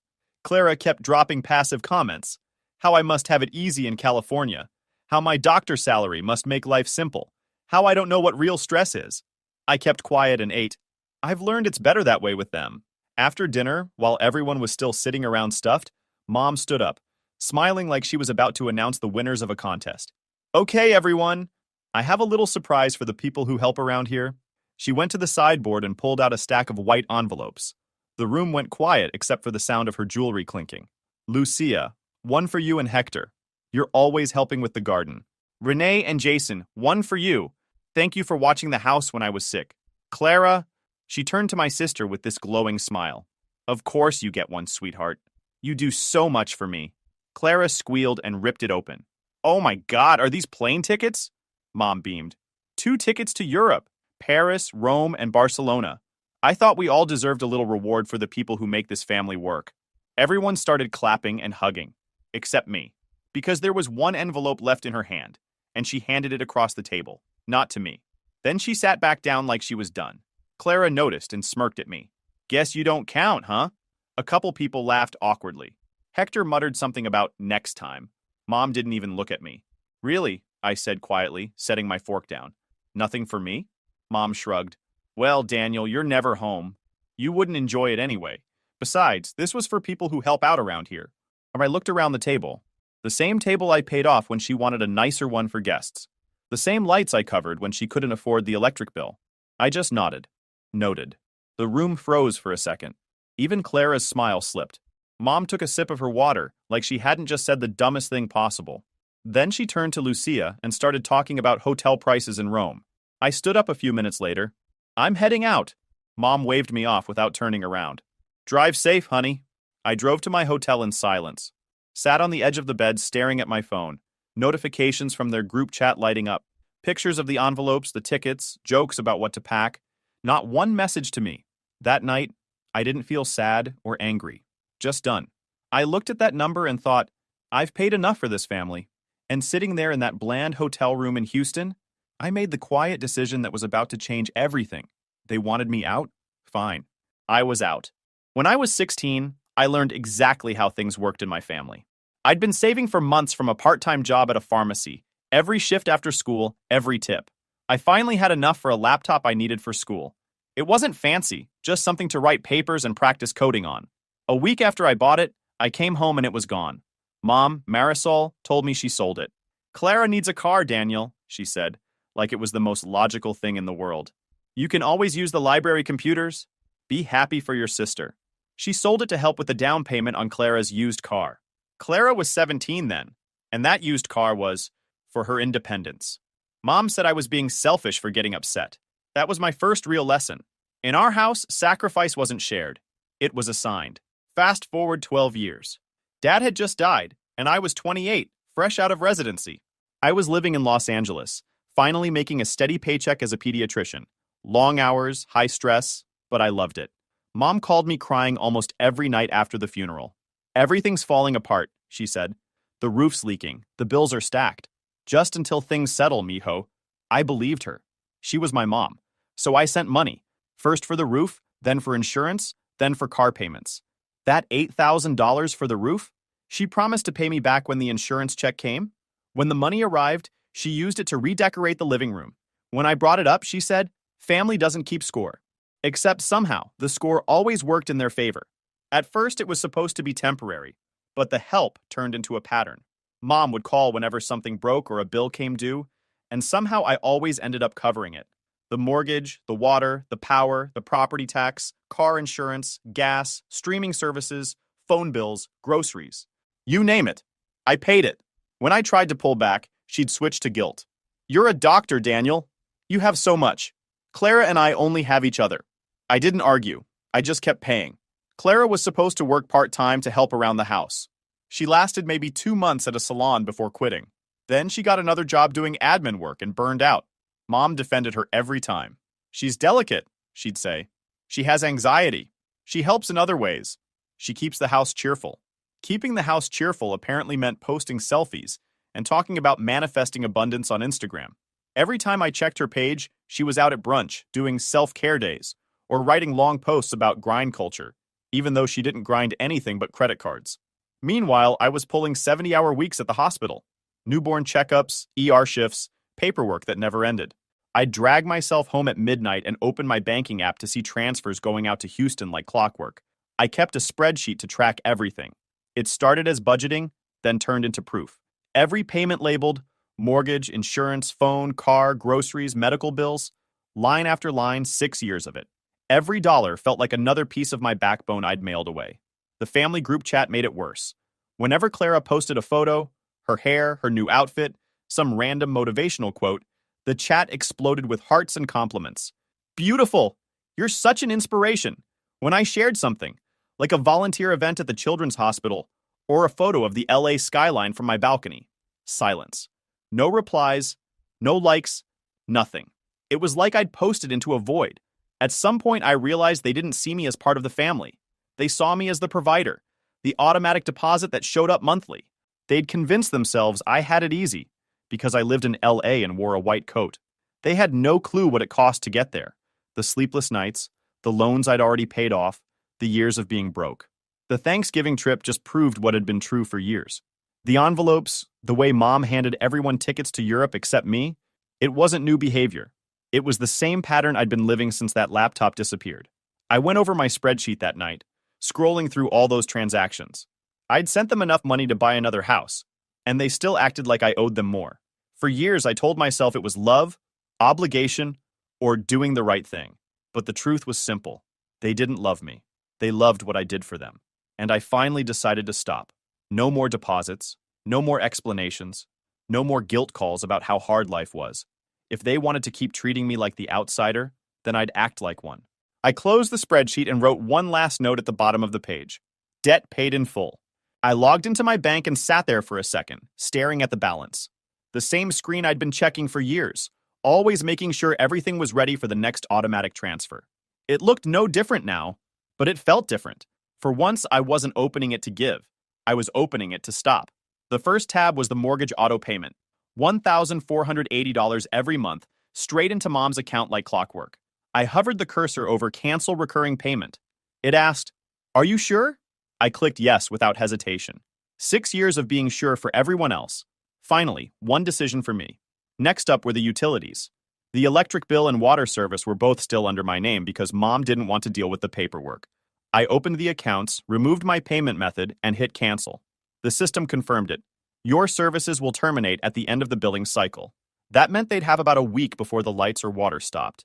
For the first time in years, that wasn't my problem. Then came insurance. Both vehicles, Mom's old sedan and Clara's SUV, were on my policy. I'd been paying their premiums so long that the billing cycle felt like a tax I couldn't avoid. I called the insurance company. The representative, cheerful and polite, asked for the policy number. "Remove 2 vehicles from my plan," I said. "Are you transferring ownership?" she asked. "No," I replied. "Just done paying for them." There was a pause, then the soft clack of her keyboard. "They'll need to set up their own coverage within 30 days. "Perfect," I said, and meant it. The phone plan was next. 5 lines. Mom, Clara, Aunt Lucia, Uncle Hector, and mine. Every month the bill came to me. They never even knew what it cost. I logged in, selected Manage Lines, and downgraded to a single line. Mine. The site asked if I wanted to notify the other users of the change. I skipped that part. They'd figure it out soon enough. Within minutes, confirmation emails hit my inbox. Then the streaming accounts. Netflix, Hulu, Disney+, Spotify, all linked to my cards. I opened each one, went to Manage Profiles, and deleted every name but mine. Then I changed the passwords to random strings of letters. I didn't bother writing them down. Let them open their own accounts if it meant that much to them. Finally, there was the emergency credit card. Mom's card, technically mine, because it was under my name. She'd sworn it was only for life or death situations. The statement told another story. Gas, takeout, Clara's salon visits, new shoes, groceries from places that definitely weren't cheap. I dialed the number on the back. "Report card stolen," I told the operator. She canceled it immediately. A new card will arrive in 7 to 10 business days. No replacement needed, I said, and hung up. That was it. Years of automatic giving undone in less than an hour. I leaned back in the chair, scrolling through the confirmation emails. Canceled, terminated, removed, deactivated. The words looked better than any apology could have. It wasn't revenge, it was correction. For 6 years, I'd been the safety net for people who kept jumping without looking. Now, if they fell, they'd finally have to land on their own feet. For a moment, I tried to imagine tomorrow. The calls, the messages, the guilt. I could hear it already in my head. Mom's voice sharp with fake concern. You don't turn your back on family, Daniel. Clara's whining right behind her. You're acting crazy, you need help. But for once, none of that scared me. I wasn't their provider anymore. I wasn't their backup plan. I was just done. I saved the updated spreadsheet one last time, renaming it Houston Closed Accounts. Then I shut the laptop. The sound of it clicking shut felt final. I looked around the hotel room. Everything was still. No noise, no movement. My phone sat on the nightstand. Quiet. Usually I'd be refreshing emails or double-checking due dates. But now, nothing. I lay down, hands behind my head, staring at the ceiling. The air conditioner clicked off, leaving a kind of silence I hadn't felt in years. Not the awkward, heavy silence from Thanksgiving dinner. This was different. Clean. Honest. I thought about how simple it had been. 6 years of pressure, expectation, and guilt. All dismantled in under 60 minutes. All it took was one decision to stop asking for permission to live my own life. When I finally turned off the light, I didn't feel angry or sad. Just free. That night, I slept straight through until morning. No waking up at 3 a.m. to check if a transfer went through. No anxiety about whether Mom would text about another urgent bill. When sunlight spilled across the bed, my first thought wasn't about them. It was about breakfast. Something ordinary. Simple. And that was how I knew I'd made the right choice. Right after I woke up, I found my phone buzzing nonstop. At first, I thought it was work. Then I saw the messages. Mom. Daniel, the mortgage didn't go through. What happened? Clara. Netflix isn't working? You forgot to pay again? Aunt Lucia, from a new number. Your mom is worried. Please call her when you can. 3 hours later, another flood came in. Even with the plan gone, they could still iMessage me on Wi-Fi and call from other phones. The kind of panic people get when they realize the machine they depend on finally stopped running. I didn't reply to any of them. I sat at the hotel desk, finished my coffee, and watched the phone light up until the notifications blurred together. By the afternoon, Mom tried calling from 3 different numbers. I finally answered around 6, just to get it over with. The second I said hello, she was already yelling. Daniel, what did you do? Everything's cut off. The electric bill didn't go through. The car insurance is canceled. The phone plan's not working. Are you insane? I kept my voice level. I'm not insane. I'm done. What do you mean done? She shouted. We're family. You're supposed to help. What kind of son does this? The kind who's been helping for 6 years while everyone pretends it's normal, I said. I covered everything, Mom. Mortgage, utilities, insurance, groceries. You all got comfortable treating my paycheck like community property. She switched from yelling to pleading in seconds. You know I can't afford all these things alone. Clara doesn't make enough. We'll lose the house. That's not my problem anymore, I said. I already bought you 6 extra years in that house. You've had plenty of time to figure it out. Then I heard Clara's voice in the background, sharp and sarcastic. Oh, here we go. Mr. Big Shot Doctor thinks he's better than everyone. You think money makes you important? I almost laughed. No, Clara. Being responsible makes me important. You're 33 years old and living off a woman who still calls me for your car insurance. Maybe try working instead of posting motivational quotes. Wow, she snapped. You really love putting us down, huh? You think because you got lucky with some job in LA that you can talk to us like that? I didn't get lucky, I said flatly. I worked for it. You should try it sometime. Mom jumped back in, her voice shaking. You're being cruel, Daniel. You don't talk to your family this way. I sighed. I've talked politely for years, and it got me nowhere. You wanted me out of your business? Fine. I'm out. There was silence for a few seconds. Then Clara yelled something I couldn't even understand. I hung up mid-sentence. 5 seconds later, the phone started ringing again. I blocked her number. Another call. Blocked. Then one from Mom. Blocked. The quiet that followed didn't feel empty. It felt earned. I put my phone face down on the nightstand and opened the blinds. The Houston sun was starting to dip low, painting everything orange. I hadn't felt that calm in a long time. Half an hour later, my aunt texted again. Daniel, your mom is very upset. She says she can't reach you. Please talk to her. She's not thinking straight. I didn't answer. Lucia meant well, but she never understood how deep it ran. She thought it was just a disagreement, not years of being drained dry. That night, I grabbed dinner at a quiet diner near the hotel. While I waited for my food, the phone buzzed one more time. An email notification. It was from Mom.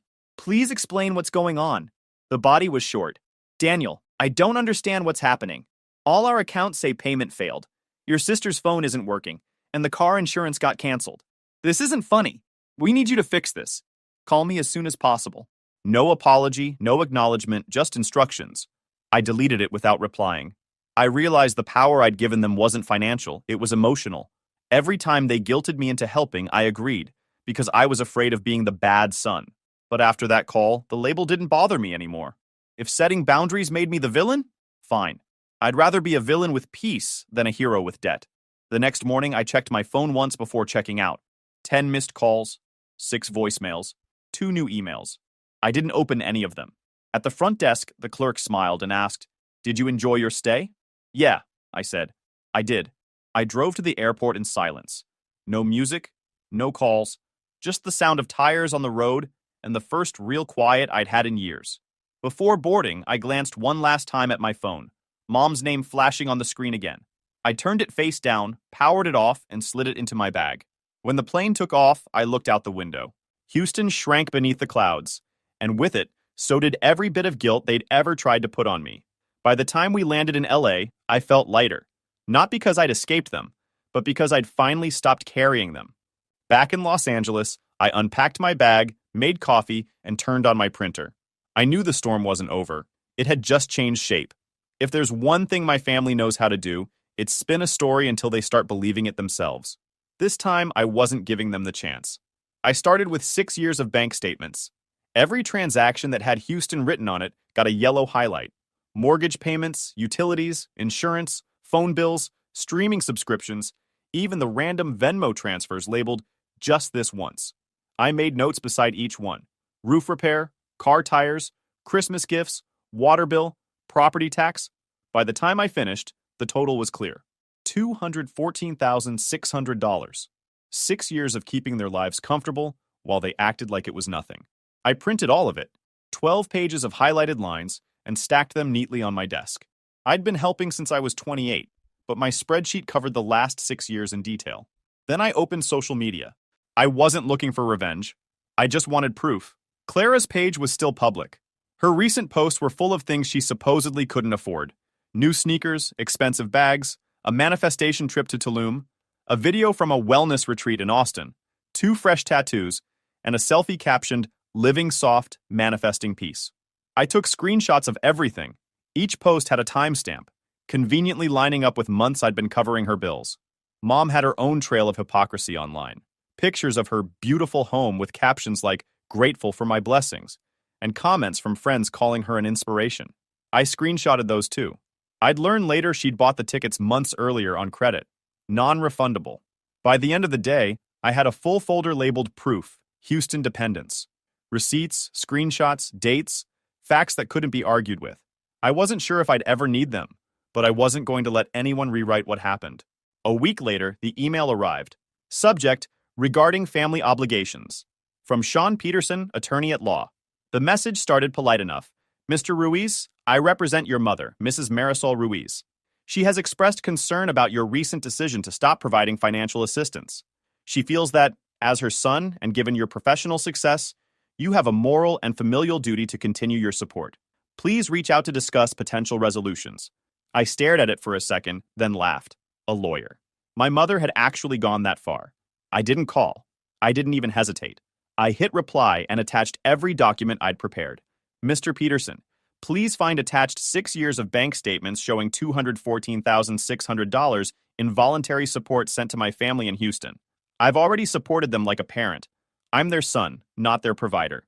Daniel Ruiz." 20 minutes later, I got a short reply. "Understood. This office will not pursue the matter further." That was it. No fight, no argument, just silence. The kind that says the truth hit harder than anything else could. 3 weeks rolled by. In early January, Aunt Lucia texted me while I was at the hospital.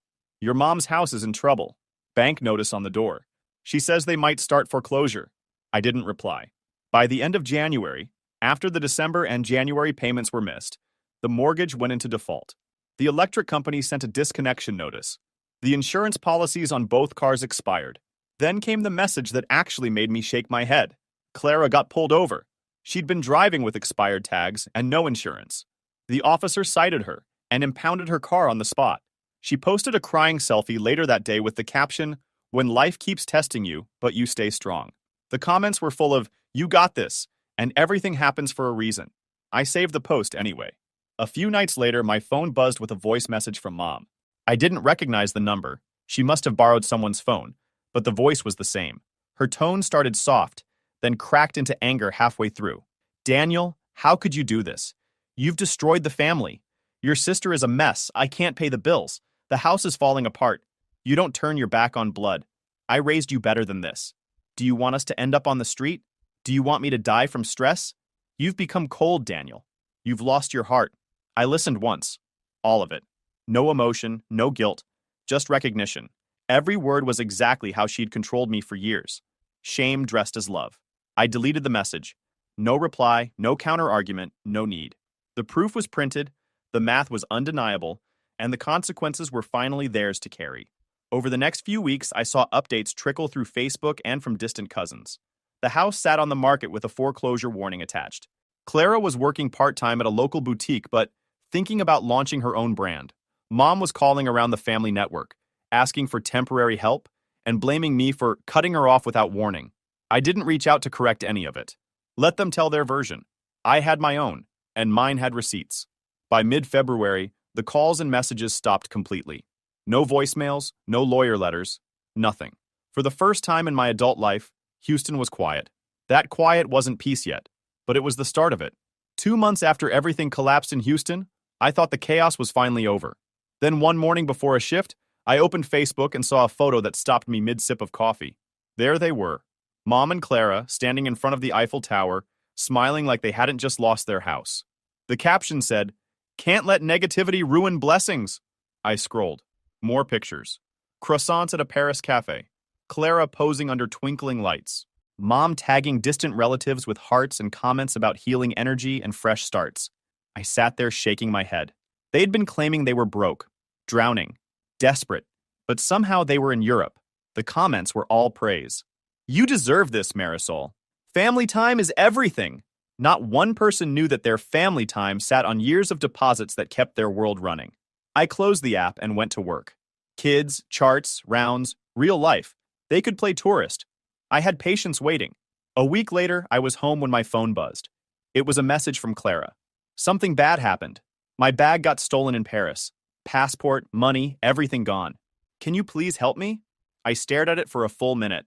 The same sister who mocked me at Thanksgiving. The same one who laughed when Mom said I wouldn't enjoy the trip anyway. "File a report and go to your embassy." 2 minutes later, "I did!" They said it'll take time to get a new passport. I need money for food and a place to stay. My return flight's tomorrow, but I can't get on it without my passport. "Please, Daniel." I'm stuck. My jaw tightened. Not because I didn't care that she was scared, but because I'd seen this exact pattern my entire life. Something goes wrong, and somehow it's my responsibility to fix it.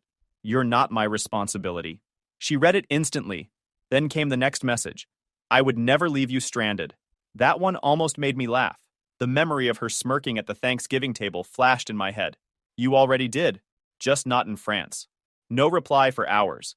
When I checked again that night, she'd sent one last message. "I can't believe you're doing this to me. You're actually letting me suffer." I didn't answer. The next day, I got an email from the hospital about scheduling. Then another text from Clara. This time shorter. "Don't worry. Someone here helped me. Guess I don't need you after all." She'd borrowed money from a friend of a friend, found a cheap hostel, and stayed there until the embassy issued her a temporary passport.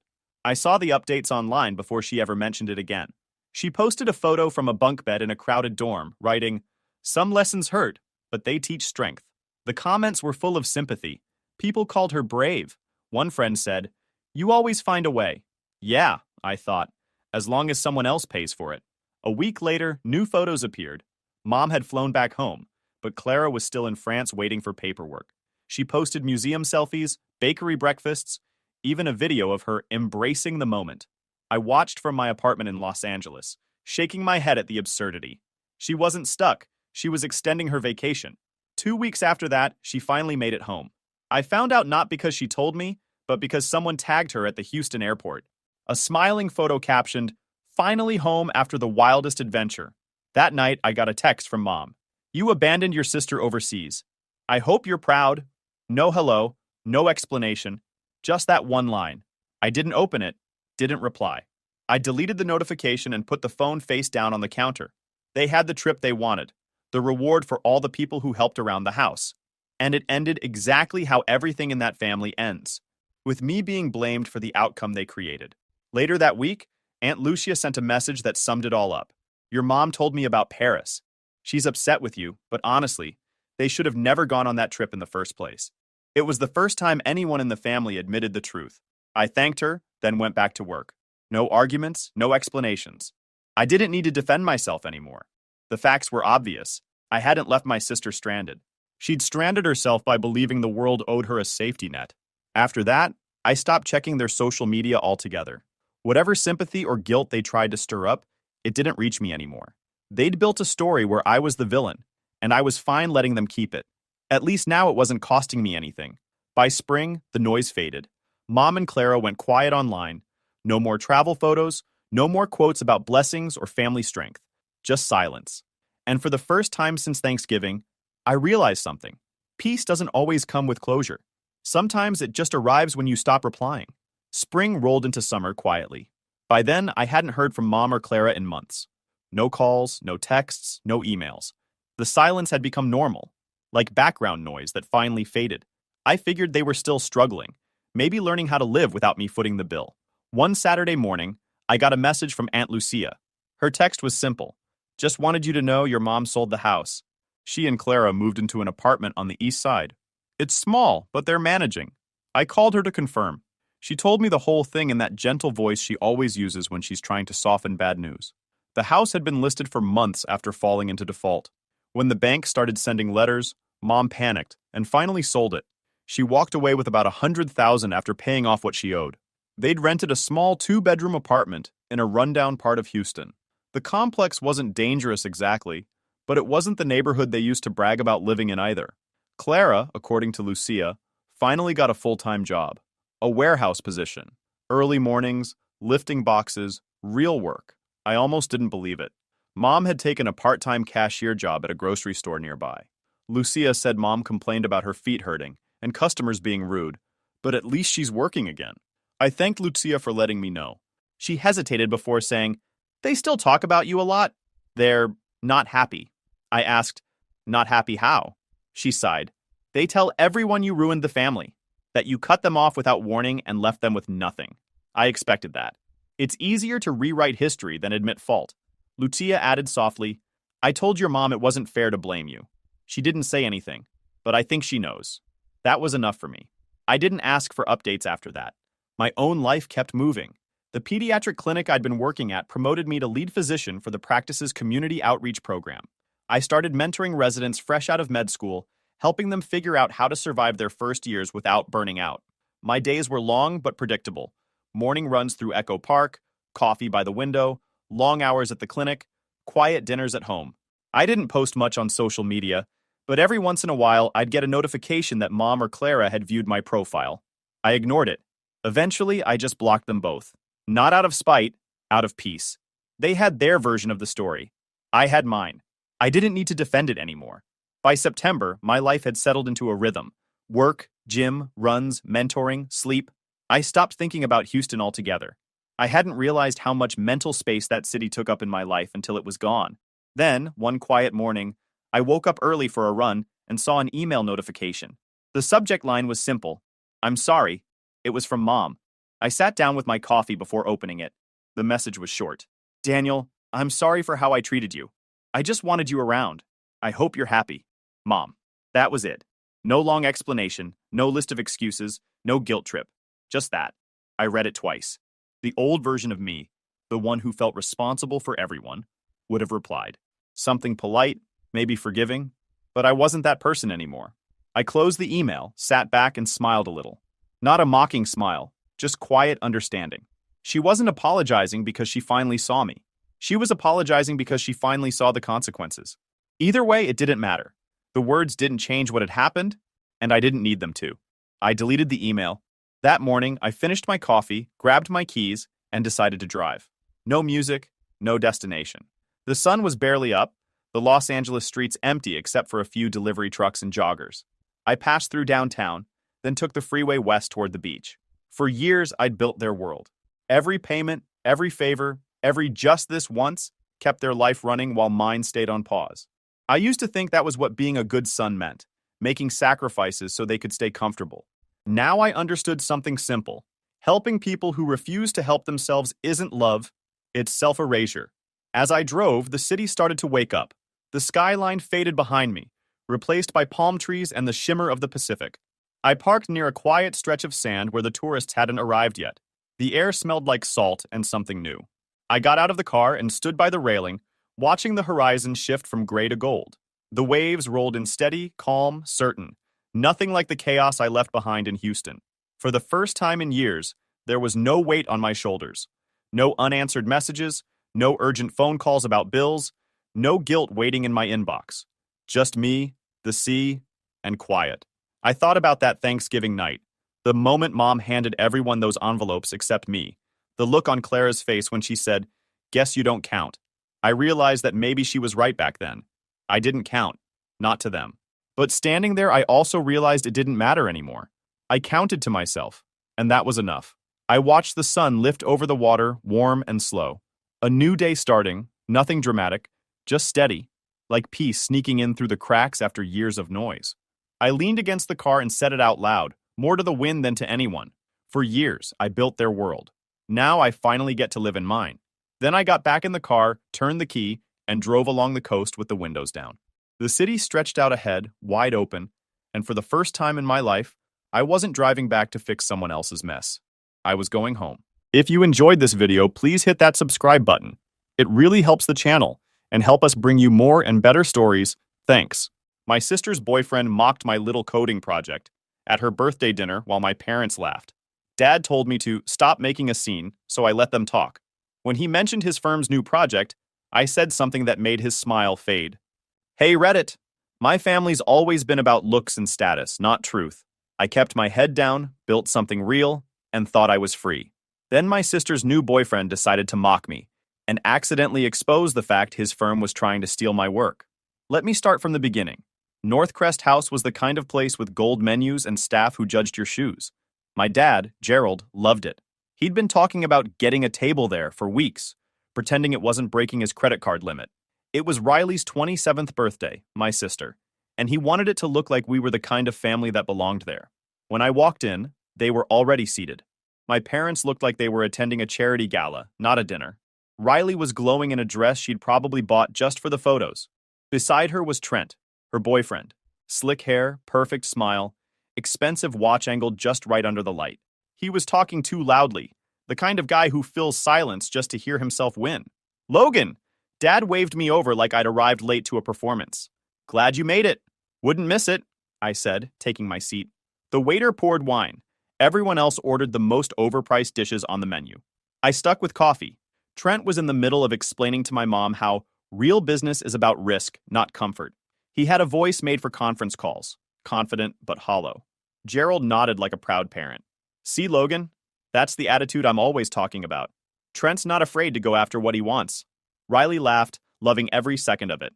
Yeah, maybe you could pick up a few things from him. I smiled politely. I'm good. Thanks. Trent leaned back, smirking. So what do you do again? Something with spreadsheets and fraud or whatever? I run data systems that detect fraud patterns, I said. He chuckled. Oh, one of those tiny tools? My firm's actually looking at something like that right now. What's it called? Core metric? Cute little side project. We could rebuild it in a week. The family laughed. I set my fork down. You'd need longer than that, I said, because you'd need my permission. Trent's smile wavered. Sorry? It's mine, I said evenly. I built it. Every line of code. Your firm's already under NDA for the demo. The air shifted. The waiter froze halfway to another table. My mom's eyes darted toward Dad. Trent forced a laugh. That's cute. You're telling me you made core metric? I'm not telling you, I said. I'm confirming it. Patent application filed 2 years ago. Licensing deal signed last quarter. 7.2 million. The laughter stopped. Riley's smile fell. Logan, what are you even talking about? Ask your boyfriend, I said. He just bragged about rebuilding something he doesn't have rights to. Trent straightened up. You're misunderstanding. I'm not, I cut in. And before you dig deeper, remind your team that stepping outside the demo's scope violates the NDA. If I see any traffic beyond the sandbox, legal will get involved. Silence. Dad tried to recover. All right, enough business talk. Let's focus on Riley's birthday, huh? I turned to him. You wanted risky, Dad? That's 7 million worth of risk. You keep saying I play it safe. Maybe the problem is you don't recognize quiet work until someone else brags about it. He opened his mouth, then closed it again. I picked up my napkin, folded it neatly beside my plate.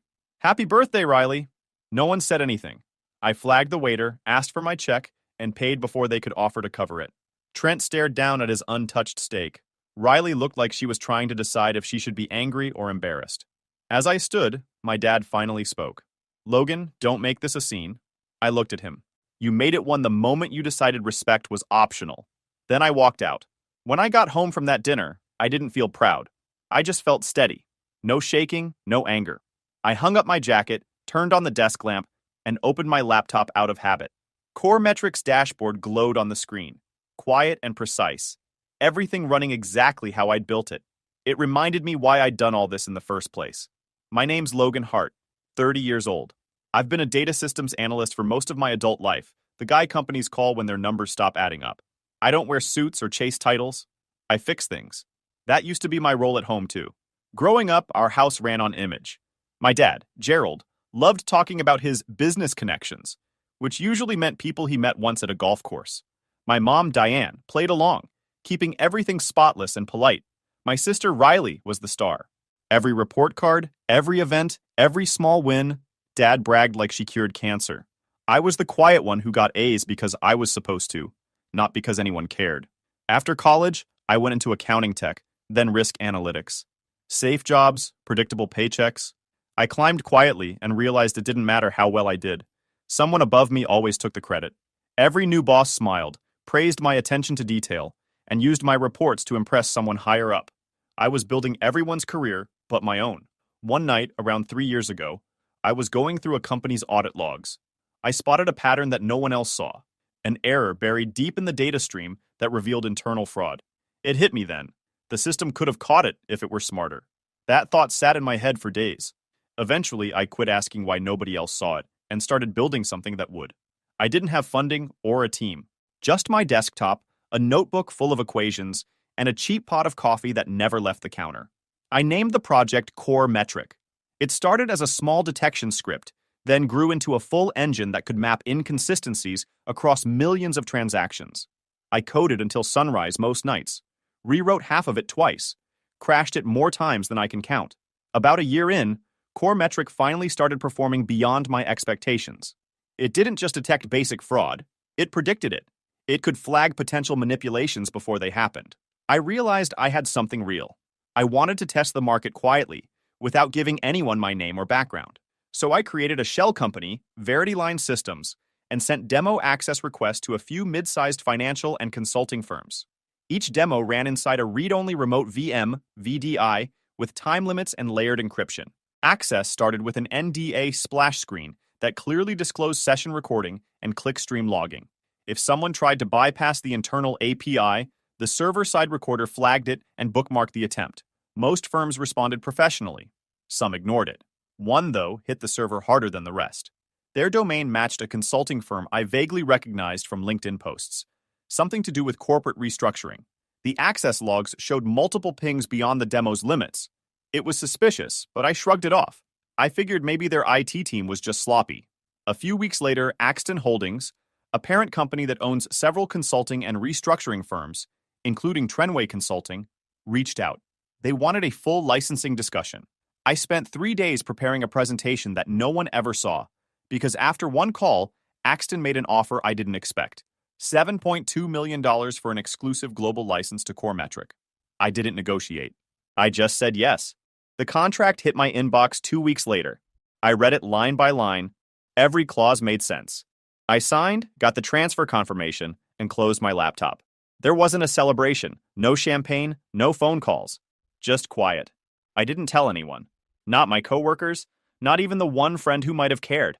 Definitely not my family. I could already hear Dad saying, 7 million? Must have gotten lucky.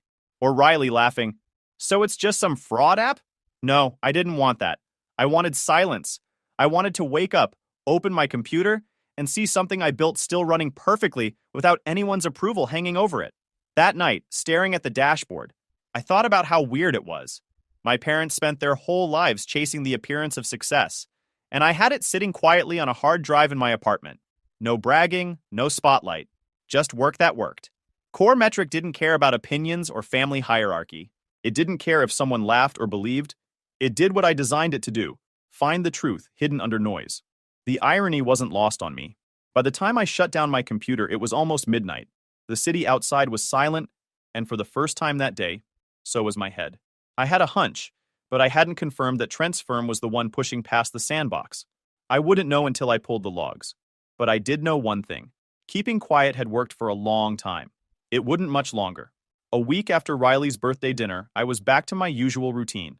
Coffee, laptop, and quiet. I hadn't heard from my parents since that night, which meant they were either pretending it didn't happen or blaming me behind the scenes. That was fine. Silence was easier. I opened LinkedIn during a short break, mostly out of habit, and there it was. Trent's post sitting at the top of my feed. Owning code isn't innovation. Execution is. Short, smug, and vague enough to look motivational to his followers. It had a few dozen likes from people who probably didn't know he couldn't execute a sandwich without a meeting. I didn't need a name tag to know that post was about me. The tone was identical to the one he used at dinner, the kind of arrogance that comes from thinking everyone around you is disposable. I stared at it for a few seconds, then opened my drive and pulled up the old Verity line logs. I hadn't checked them in months.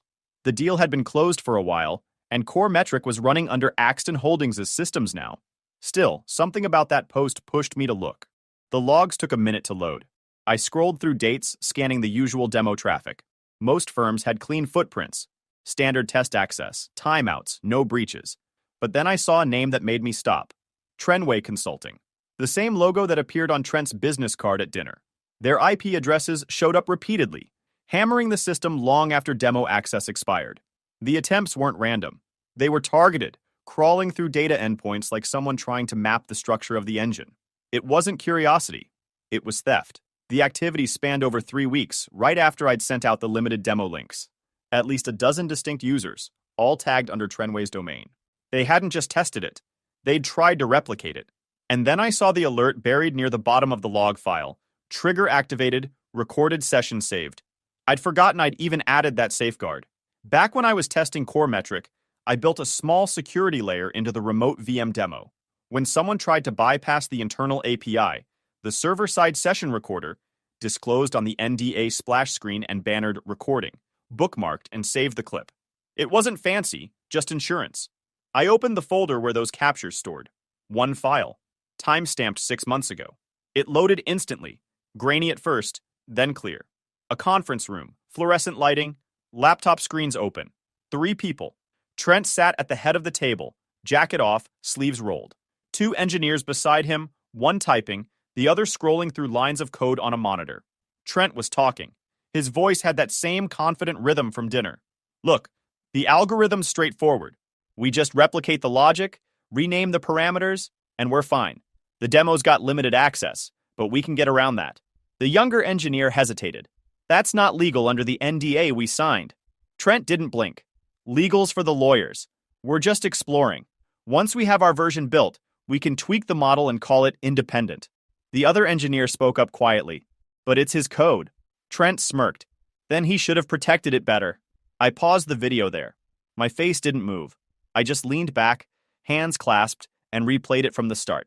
Watched every second, every smug expression, every instruction. I'd expected arrogance. I hadn't expected proof this clean. I saved the file twice, renamed it, and uploaded it to a private encrypted folder. Then I drafted a short email to my attorney. No long explanation, just the facts. Unauthorized access attempts recorded. Evidence attached.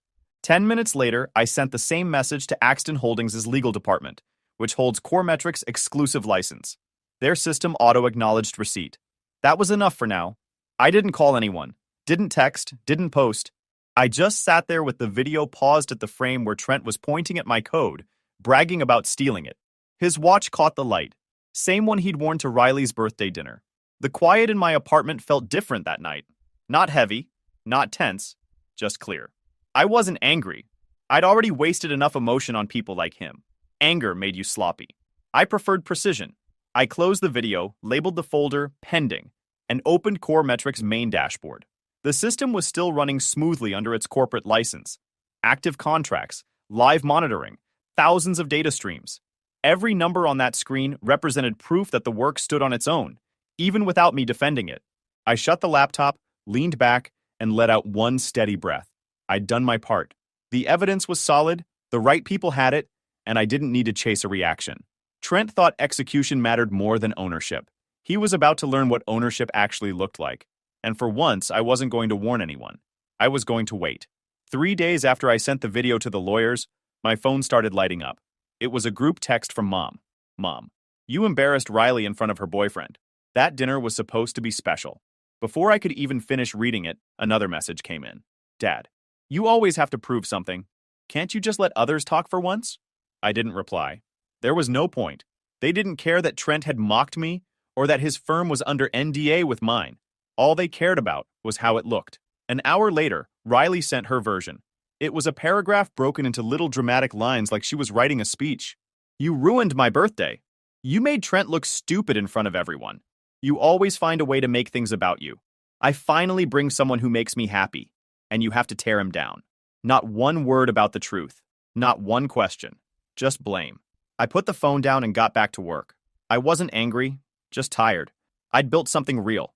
They'd built a stage. 2 nights later, I got another text from Riley. No punctuation this time, just one sentence. Please don't ruin this for me. I stared at it for a few seconds and deleted it. Whatever this was, her image, her relationship, her perfect little story, it wasn't my problem. The next week was quiet. No calls, no apologies. My parents didn't reach out again, which usually meant they were planning something behind the scenes. They never stayed silent unless it was strategic. I was right. A week later, I came home to a thick, cream-colored envelope sitting in my mailbox. The handwriting on the front was Mom's, looped, perfect cursive that probably took her 3 tries. Inside was an embossed invitation. You are cordially invited to celebrate the engagement of Riley Hart and Trent Whitmore at the Crestline Country Club. There was no note, no message, not even a hope you can come. Just the address, date, and RSVP card, already filled out in Mom's handwriting. I leaned against the counter and laughed once under my breath. It wasn't an invitation, it was an order disguised in gold ink. I flipped the card over. At the bottom, in small print, it said, "Formal attire requested. Family photos at 7 p.m. Of course. A public reset. Bring the family back together. Smile for the pictures. Pretend the dinner never happened." Mom had always done this, repainting messes with nice lighting. If someone got fired, she called it a career shift. If Riley failed a class, it was a scheduling issue. If I called out hypocrisy, it was Logan being difficult again. I put the card on my desk and went back to checking Coremetric's dashboards. Everything was running clean. Axton's legal department had already acknowledged receipt of my report. No updates yet, which meant they were taking it seriously. I didn't plan to go to that party. The thought of standing in a room full of people pretending nothing happened made my skin crawl.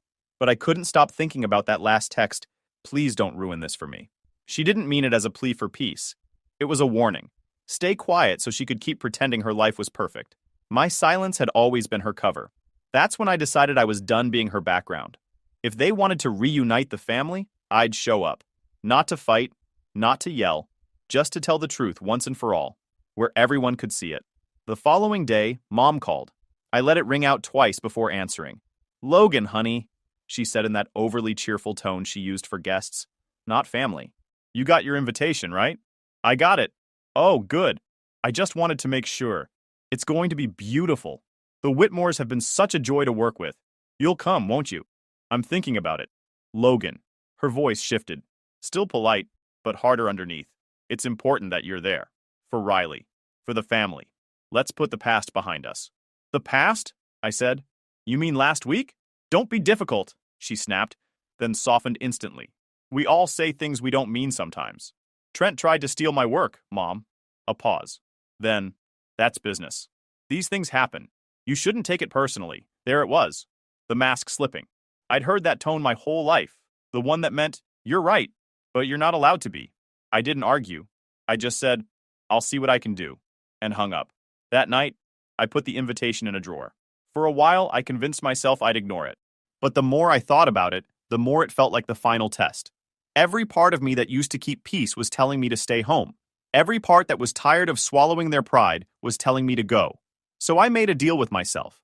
I'd show up once. No scenes, no shouting, just facts. If they wanted a picture-perfect family, they'd get the full image, truth included. I opened my calendar and marked the date. Crestline Country Club, engagement party. It was time to finish what Trent had started. The Crestline Country Club looked like a movie set.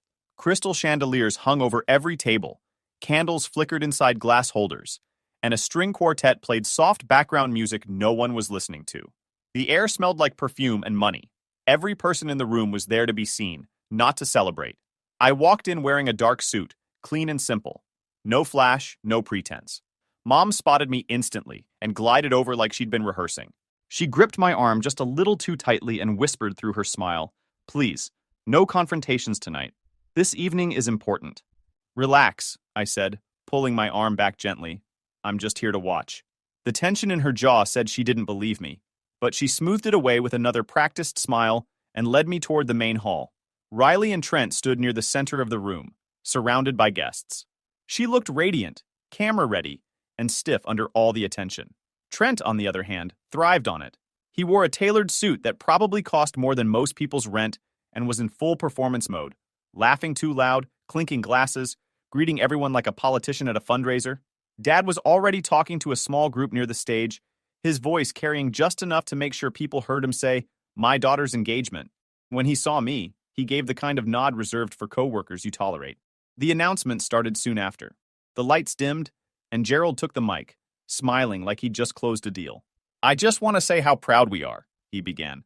"Riley and Trent represent everything this family stands for: ambition, success, unity, and forgiveness." He looked straight at me on that last word. Polite applause followed. I clapped once. Then Trent took the mic, clearly itching for the spotlight. He thanked everyone for coming, complimented Riley, then shifted gears like he'd been waiting for the setup. "This is a big year," he said, voice steady and confident. "My firm has been working on an exciting acquisition deal that's about to close.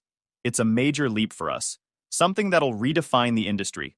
I was standing near the back of the room, next to a table lined with champagne glasses. I didn't plan to say anything, but the word acquisition hit exactly how he wanted it to. The pause, the smirk, it was bait. He was talking about core metric. I stepped forward just enough for my voice to carry. "You mean core metric?" Every head turned. The sound from the quartet cut off mid-note. Trent froze at the mic, his jaw tightening before he forced a smile.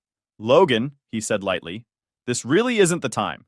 "It's exactly the time," I said, walking toward the front. "You like talking about execution, right? Let's show everyone what that looks like." Before he could stop me, I pulled my phone from my jacket and connected it to the projector cable running into the laptop on the podium. The screen behind him flickered, the slideshow of engagement photos disappearing. The podium laptop was already unlocked, and the video started instantly. There was Trent, same voice, same posture, sitting in a conference room with two engineers. His voice filled the hall through the speakers. "Look, the algorithm's straightforward. We just replicate the logic, rename the parameters, and we're fine. The demo's got limited access, but we can get around that." The crowd went completely still. Someone gasped. Riley's hands flew to her mouth. On screen, one of the engineers said, "That's not legal under the NDA." Trent's reply was clear and cold. "Legal's for the lawyers. We're just exploring." When the clip ended, the room was so quiet I could hear the hum from the projector fan. Trent's face had drained of color. He tried to laugh, but no sound came out. This is taken out of context," he managed. "We were discussing—" I cut him off. "You were discussing theft. That's what you call execution, right? That's my work you were trying to steal," someone near the back whispered. Then another. The sound spread like static. I turned slightly so everyone could hear me. "And, by the way, Axton Holdings holds the exclusive license to my system, and your firm reports into Axton. Compliance has my report. Choose your next sentence carefully. No yelling, no dramatics, just the truth dropped like a stone in the middle of their perfect evening. I looked at Riley. Her face had gone pale, eyes wide, tears just starting to form. She didn't say anything. For once, she didn't know how to. Trent stood frozen, still clutching the microphone, staring at the blank projector screen, as if he could will it to erase itself. I walked to the podium, unplugged my phone, and placed the mic back in its stand with one quiet click. "Congratulations," I said, loud enough for everyone to hear. "On the engagement." Then I turned and walked out. Behind me, the room erupted. Not loudly, but in the way people whisper when they're afraid to be heard. The string quartet started up again, hesitant and off-tempo. No one clapped. I didn't look back. The morning after the engagement party, I woke up to 3 missed calls and 1 new voicemail from an unknown number. I didn't need to guess who it was from. By the time I brewed coffee, my phone rang again. "This is Morgan Price from Axton Holdings Legal Department," a woman's voice said. "You're Logan Hart, developer of Core Metric, correct?" "Yes." "I just want to confirm that the recording you submitted last week matches what we reviewed last night, the one involving Mr. Trent Whitmore and the engineers from Trenway Consulting." "It does." There was a brief silence as she typed something. "Thank you, Mr. Hart. We appreciate your cooperation. You won't be required for further testimony, but we'll keep you updated if anything changes." "Understood." She ended the call with a polite, "Have a good day." Because Trenway operates under Axton's umbrella, compliance handled everything centrally. By noon, another email arrived, short and direct. "As an Axton portfolio firm, Trenway Consulting has terminated Mr. Whitmore's employment, effective immediately. Thank you for bringing this to our attention. Axton Holdings, Legal Compliance Division." That was it. No drama, no drawn-out battle, just consequences delivered by people who didn't need explanations. I closed the email and went back to work. For the first time in weeks, the apartment felt quiet in a good way. Around 3 that afternoon, my phone lit up again. Riley. I let it ring twice before answering. Her voice came through fast and broken. "You had no right to do that." "Good morning to you too," I said. "You humiliated him. You humiliated me. Everyone at that party was talking about it. He lost his job because of you." "No," I said evenly. "He lost his job because he tried to steal mine. You could have handled it privately." "I did. A month ago." His firm ignored it. She went quiet, then sniffed hard. "You destroyed everything. Do you know how that makes me look?" I leaned back in my chair. "You're worried about how you look. You think this is funny?" she shouted. "No," I said, my voice flat. "But I do think it's ironic that the guy you were ready to marry thought breaking the law was just business." "I didn't destroy anything, Riley. I just showed everyone what was already true." There was a long pause. Then a quiet, bitter, "You've always been jealous of me." "Jealous?" I asked. "Of what?" She hung up. I didn't call back. 3 days passed without another word from her or my parents. Then, late Thursday morning, my phone buzzed. This time a text from Dad. "We're downstairs. Come out." I looked out my window. Sure enough, their silver SUV was parked by the curb. My mother's shape was clear in the passenger seat, straight-backed and rigid. I debated ignoring them, but part of me wanted to see how far they'd go to defend appearances this time. I threw on a jacket and went down. They both got out when they saw me. Mom smiled too quickly, the kind of smile that doesn't touch the eyes. Dad's face was serious, his version of calm. "Logan," Mom started, "we just wanted to talk." I leaned against the driver's door, arms crossed. "If you came here to guilt-trip me, leave." "Don't start with that tone," Dad said. "We're not here to fight." "Then what are you here for?" Mom sighed. "Things have gotten messy. People are talking. Riley's devastated. We need to find a way to make this right." "There's nothing to fix," I said. "Trent got caught doing something illegal. That's on him." Dad stepped closer. "You could have let the company handle it quietly. Instead, you made a scene in front of everyone. You embarrassed her. You embarrassed us." I laughed once. "You're still worried about the show, huh? The curtain dropped, and you can't stand seeing the stage lights off." "Don't be disrespectful," he snapped. "We raised you better than this." I pushed off the car and looked him in the eye. "You raised me to stay quiet while everyone else took credit. I'm done doing that." Mom reached out like she wanted to grab my arm. "Logan, please. We just want peace." "You want silence," I said. "That's not the same thing." Before either of them could respond, I turned and walked back toward the building. I heard my dad start to say something, but the door closed behind me before he finished. That was the last time I saw them in person. A week later, a new message appeared on my phone. Riley again. Lost a client this week. They said they don't want the drama around my name. Hope you're happy. I typed one sentence back. Actions have consequences. Welcome to the adult table. No reply. I archived the conversation. That same evening, I opened the encrypted folder with all the case files, server logs, emails, video recordings, contracts, and compiled them into a single package. I wrote a short note to Axton's compliance director. All related materials regarding the Trenway breach are attached. This closes my involvement. Then I hit send. The confirmation email came a few minutes later. Case officially closed. Thank you for your assistance, Mr. Hart. I sat back and watched the message fade from my screen. The whole thing felt strangely simple. Months of arrogance, manipulation, and pretending had come apart in a matter of days. Not through revenge or chaos. Just by telling the truth where people could hear it. I didn't celebrate. I didn't feel victorious. It wasn't that kind of win. It just felt quiet again. The kind of quiet you get when the noise finally stops pretending to be music.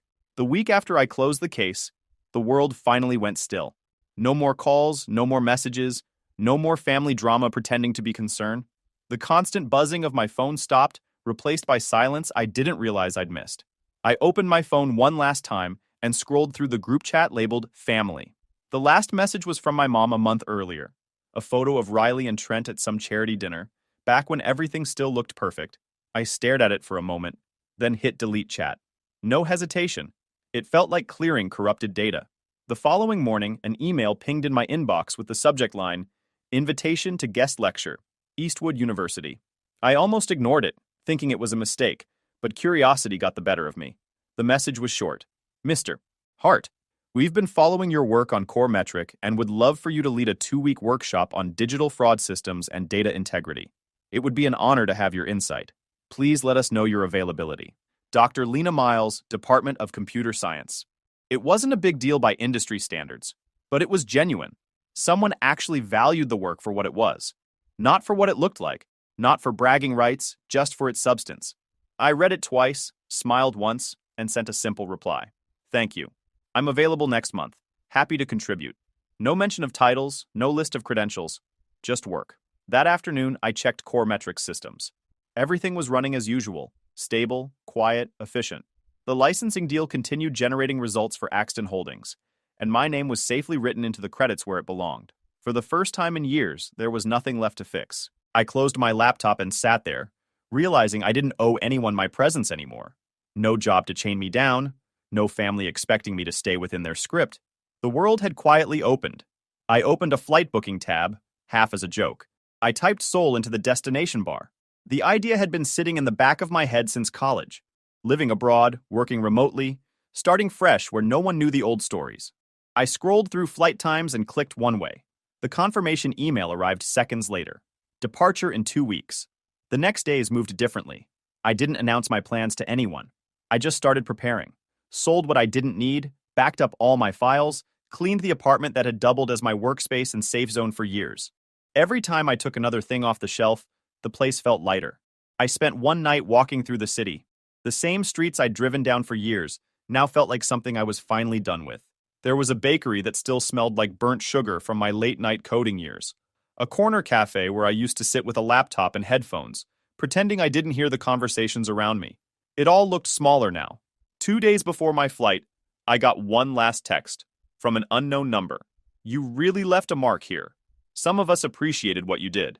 Good luck wherever you go. No name, but I knew it was someone from Axton. I didn't reply, but it stayed in my mind. There were still people who believed in quiet integrity. That was enough. On the last morning, I packed the final suitcase, double-checked the apartment, and left my keys on the counter. I stood by the doorway for a minute, looking at the space that had held so many versions of me. The tired analyst, the cautious coder, the guy who thought silence was the safest move. Now, the silence wasn't about safety. It was about choice. I didn't feel dramatic or nostalgic, just ready. The airport was busy when I arrived, a blur of people dragging suitcases and rushing for flights. I checked in early, found a quiet spot near the window, and opened my laptop one last time before boarding. There was one tab left open, Reddit. I'd been reading other people's stories for years but never posted. It felt right now. I clicked New Post and started typing. A while ago, I called out someone for mocking my work in front of my family. Turned out his firm was trying to steal it. I showed proof in public. It didn't go well for them. My family called me arrogant, dramatic, selfish. But I wasn't any of those things. I was just done pretending respect had to be earned by staying silent. I paused, reading it over. It wasn't about revenge or validation. It was just the truth written plainly, the way I'd always preferred it. I finished typing. They thought confidence was arrogance because I stopped apologizing for being right. Some people hate quiet strength because it reminds them they have none. I hit post, closed the laptop, and stood when they called my boarding group. The gate attendant scanned my ticket. I walked down the jet bridge, feeling the hum of the engines through the floor. No tension, no guilt, just motion. As I stepped onto the plane, I realized something simple. Peace doesn't come from fixing broken people or proving you were right all along. It comes from walking away the moment you finally can. I found my seat, looked out the window, and watched the city fade into distance. For the first time in a long time, the quiet wasn't empty. It was freedom. If you enjoyed this video, please hit that subscribe button. It really helps the channel and help us bring you more and better stories. Thanks. My parents told me she's gonna die anyway, so why waste money? When my daughter needed life-saving surgery, they gave $150,000 to my brother instead, and now I own their house, their debts, and their ruined reputation. Hey Reddit, I never thought I'd be the type to post here, but the last year has been something else. Between my daughter's diagnosis, my family's betrayal, and the way things spiraled, I ended up seeing a side of people I wish I hadn't. I've been carrying this story around for a while, and I figured if anyone would understand, it'd be you guys. So buckle up because this one starts with desperation and ends with something I never expected. You know how people always say, family will be there when it matters most? Yeah, whoever came up with that line never met my family. 2 months ago, I sat in a freezing doctor's office while he explained, with that rehearsed calm tone doctors use when they know they're detonating your life, that my 7-year-old daughter had a tumor pressing against her brain. He didn't sugarcoat it. He didn't try soft words. He looked me dead in the eye and said, she needs surgery within 2 months. Without it, she won't make it. I didn't flinch. I didn't break down. I asked the only question that mattered, how much? 70,000, he said, flipping through charts like he was reading me grocery prices. 70 grand. 2 months. That was the timer he just slapped on my daughter's life. Now here's the thing about me. I don't panic, ever. I don't do meltdowns. My brain doesn't go into despair mode. It goes into strategy. Options, calculations. What's the fastest way to close this gap? Insurance? Already tried. Denied. Bank loan? 3 banks, 3 rejections. Side hustles? I was already working nights on top of my day job. The math wasn't adding up no matter how many late nights I crunched the numbers. But one thing was non-negotiable. She was getting that surgery. Period. Which meant, like it or not, I had to look at my last option. My parents. Now, quick background. My parents aren't exactly the kind and selfless type. They live in this delusional little bubble where they think they're the Kennedys of the neighborhood. My dad walks around quoting business advice he clearly pulled off Facebook Reels, and my mom backs him up like he's the second coming of Warren Buffett. They've spent their whole lives worshiping my older brother, the golden child, while treating me like background noise. But this wasn't about me. This was about their granddaughter. And I figured, even entitled people can't ignore life or death, right? That night, I drove over to their house. I didn't grovel. I didn't cry. I walked in, looked my dad straight in the eye and said, I need $70,000. It's for her surgery. She's got 2 months. I'll pay it back every dime. My mom gave me that fake sympathetic face you give someone when you're not actually listening. My dad didn't even lower his newspaper at first. We'll think about it, he finally muttered, like I'd just asked him to co-sign a car loan. I stared at him. Think about it? It's her life. He shrugged. Times are tough. Money doesn't grow on trees. That was it. Conversation over. They went back to their cozy evening like nothing had been said. I didn't argue. I didn't slam the door. I just walked out, jaw locked, because here's something I live by. When people show you who they are, you don't waste time trying to change them. You take notes, you remember, and you use it later. Driving home, the weight of everything hit me. Not panic, not despair, more like an iron bar pressing on my chest. My parents had basically told me my daughter's life wasn't worth their money. And the twisted part? A small part of me still hoped they'd call in a day or two and say, we've thought about it, we'll help. Hope is dangerous. When I walked into our small apartment that night, my daughter was awake in bed, hugging her old stuffed panda. She looked up at me with those big eyes that could slice through armor. "Daddy?" she whispered. "Yeah, kiddo?" I sat down on the edge of her bed. "Am I gonna die like mommy?" That question hit harder than anything the doctor said. It's a big question for a small kid. I leaned in, smoothed her hair back, and said gently, "No, honey. You're going to grow up and become a beautiful young girl." She smiled a little, still clutching her panda. "Promise?" I nodded once. "I promise. Daddy always keeps his promises." She believed me. And in that moment, that belief wasn't just comfort. It was fuel. When she drifted off, I sat there for a while, staring at the ceiling. My parents' words kept replaying in my head. "We'll think about it." Think about it? Number. I wasn't going to sit around waiting for them. If I had to crawl through broken glass to make that $70,000, I'd do it. But the crack of hope I left open, the thought that maybe family would step up, was about to burn me worse than anything. Because while I was breaking myself to save my daughter, my family was already plotting something else entirely. Something that would make me realize just how delusional, entitled, and ignorant they really were. And when I found out, it didn't just kill whatever trust I had left. It lit the fuse for everything that came after. The setup was almost laughable. A week after my parents brushed me off, they called, voices sugary sweet, inviting me to dinner. "Important news," they said. "Big family update." I should have known better, but that flicker of hope is hard to kill. Maybe they had come to their senses. Maybe this was their way of saying, "We'll cover the surgery." So I went. When I walked into their house, it was staged like some kind of event. Candles, a spread of store-bought food, wine bottles open, my dad in a button-down, my mom smiling like she was hosting royalty, and my brother, already smirking, swirling a glass like he was celebrating. "There he is," my brother said, loud, fake cheerful. Perfect timing. I sat down, kept my face neutral. My mom raised her glass. "We wanted to share wonderful news. Your father and I decided to make a major investment." My brother stood, puffing his chest. "Mom and Dad gave me $150,000 to launch my business project. I'm officially funded." They all clinked glasses, laughing and cheering like they'd just announced a Nobel Prize.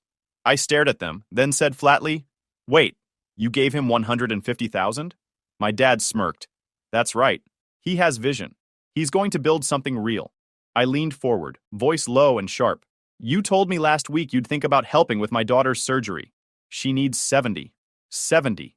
That's not even half of what you just threw at him. Did you even consider it?" The table went quiet for half a second. My brother broke it with a chuckle. "Come on, man. You can't compare a medical bill to an actual investment. One is an asset. The other is just an expense." My mom nodded, sipping her wine. "Sweetheart, we sympathize with you. We really do. But you have to be realistic. She's sick. And even if you spend that money, who's to say it even works? Why waste it when we can help your brother create something that lasts?" I froze. My jaw tightened. "Are you saying my daughter isn't worth it?" My dad finally set his glass down, looking straight at me. "She's going to die anyway, son. The doctors just won't admit it. Better to invest in something with actual returns than throw money at a lost cause." That was it. The mask came off. I laughed.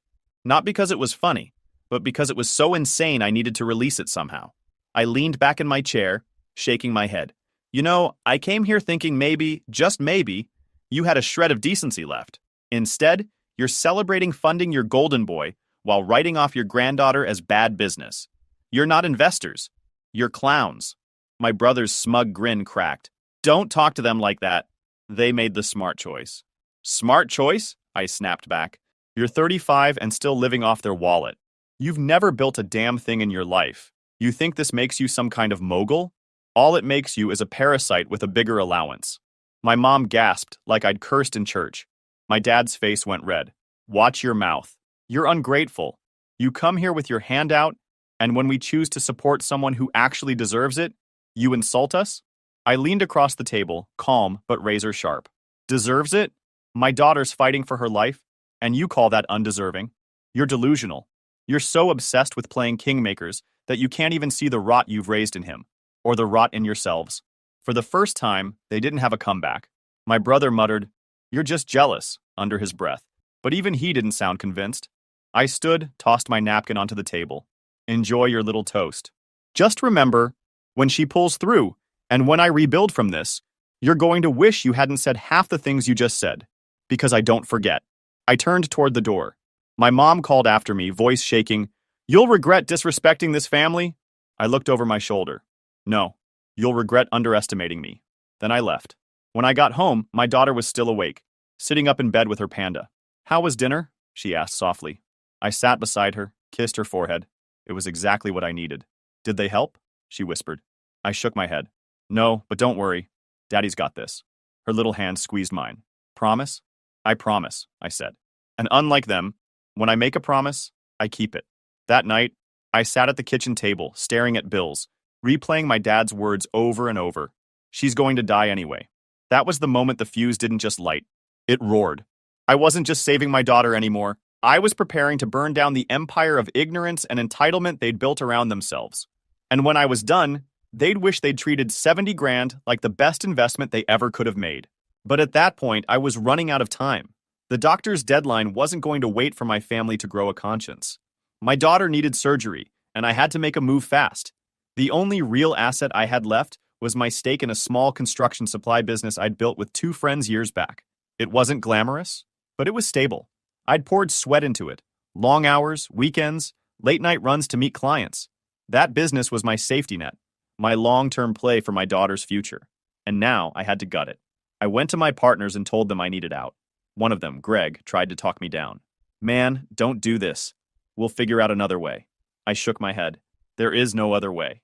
She needs the surgery. The doctors aren't bluffing. Greg looked sick but nodded. The other guy, Todd, was already running numbers in his head. "All right, but you're going to take a hit. Fast sales don't pay fair." That was an understatement. Here's where my dad slithered back in. He helpfully said he knew a guy who specialized in fast cash deals. "He's a friend of the family. Old school. Handles things quietly. You'll get paid in a week." I should have smelled it.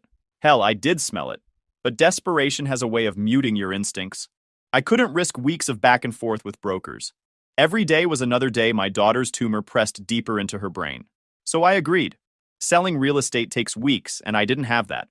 I offloaded the business stake for fast cash, then listed the apartment to sell after the surgery. The deal moved lightning fast, which should have been another red flag. Paperwork shoved in front of me. Numbers way below market value. My share of the business was worth at least $200,000. I walked away with 87. It was a gut punch, but it was cash in hand. Enough to pay the surgeon, enough to get her into that operating room. That night, while my daughter clutched her panda and asked if she could bring it with her to the hospital, I told her yes, and I signed the final documents. The surgery day was hell. 8 hours pacing the sterile hospital hallway. Every beep of the monitors behind those doors driving nails into my brain. When the doctor finally came out and said, "We got it," I exhaled for the first time in weeks. She survived. That was all that mattered. But victory felt tainted. Because while I should have been celebrating, I kept replaying the sale in my head. The buyer had barely looked me in the eye. The paperwork was sloppy. And my dad had pushed him too hard, like he wanted the deal done yesterday. 2 weeks later, curiosity got the better of me. I pulled the sale documents out of the folder and ran the buyer's name through public records. What I found made my stomach twist. The buyer wasn't some random businessman. He was a family friend I vaguely remembered from cookouts years back. One of those guys always bragging about cash deals and shady property flips. And here's the kicker. I stumbled across a transaction filed right after the sale. A consulting fee listed as $20,000. The recipient? My brother. My pulse spiked. I dug further and found another transfer. 10 grand. Straight into my parents' joint account. That's when it clicked. It wasn't just a lowball deal, it was a setup. My dad had funneled me straight into a shark's mouth, and my own family had taken a finder's fee while I was drowning. They didn't just refuse to help me, they profited off my desperation. I sat there staring at the papers, hands shaking, but not from sadness, from anger. White-hot, calculated anger. They celebrated my brother's business project with $150,000, then lined their pockets with 30 more off my back. Meanwhile, I was sleeping on a hospital cot, living on vending machine coffee, praying my daughter would wake up and smile at me again. That was the day something inside me snapped. Not my resolve, my naivety. Up until then, some part of me still thought, they're family. Deep down, they'll do the right thing. But now I saw the truth. They weren't blind. They weren't mistaken. They were predators. Entitled, greedy, delusional predators. And predators don't change. I stopped seeing them as my parents and brother. From that day forward, they were just targets.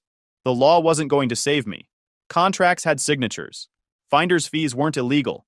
No lawyer was going to touch this without draining me dry. So I started teaching myself. Late nights after my daughter fell asleep, I opened my laptop and dug through public records. Mortgages, liens, lawsuits, property histories.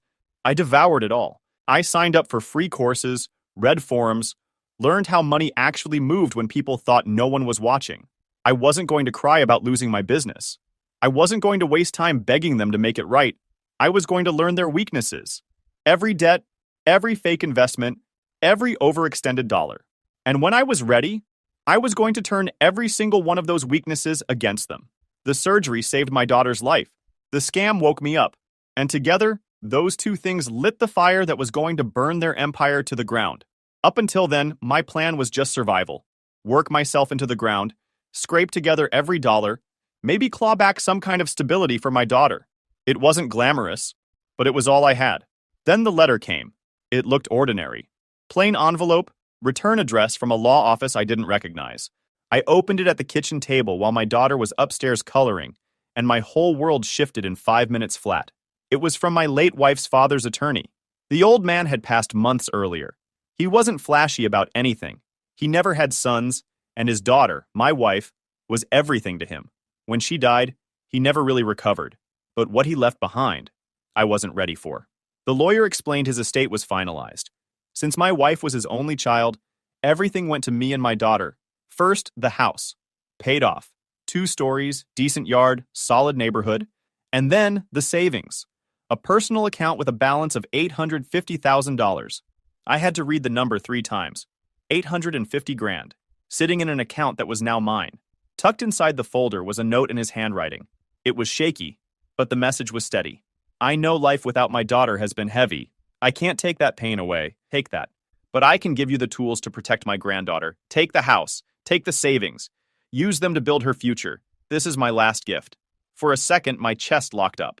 Not out of weakness, out of pure contrast. My own parents had called my daughter a waste of money, but here was her grandfather, making sure she'd never be without a home or stability again. My daughter wandered down the stairs, rubbing her eyes. "Daddy, what's that?" I swallowed, folded the note, and smiled. "It's from Grandpa. He gave us a new home." Her eyes widened. "A real house? With stairs?" "Yeah, kiddo," I said. "With stairs." We moved in within a week. The place smelled like old wood and dust, but it was solid. She picked the room with the biggest window and plastered her crayon drawings on the wall. She put her panda on the windowsill like a guard. I set up my stuff in the spare room. For the first time in months, the air didn't feel like it was crushing us. That house wasn't just walls.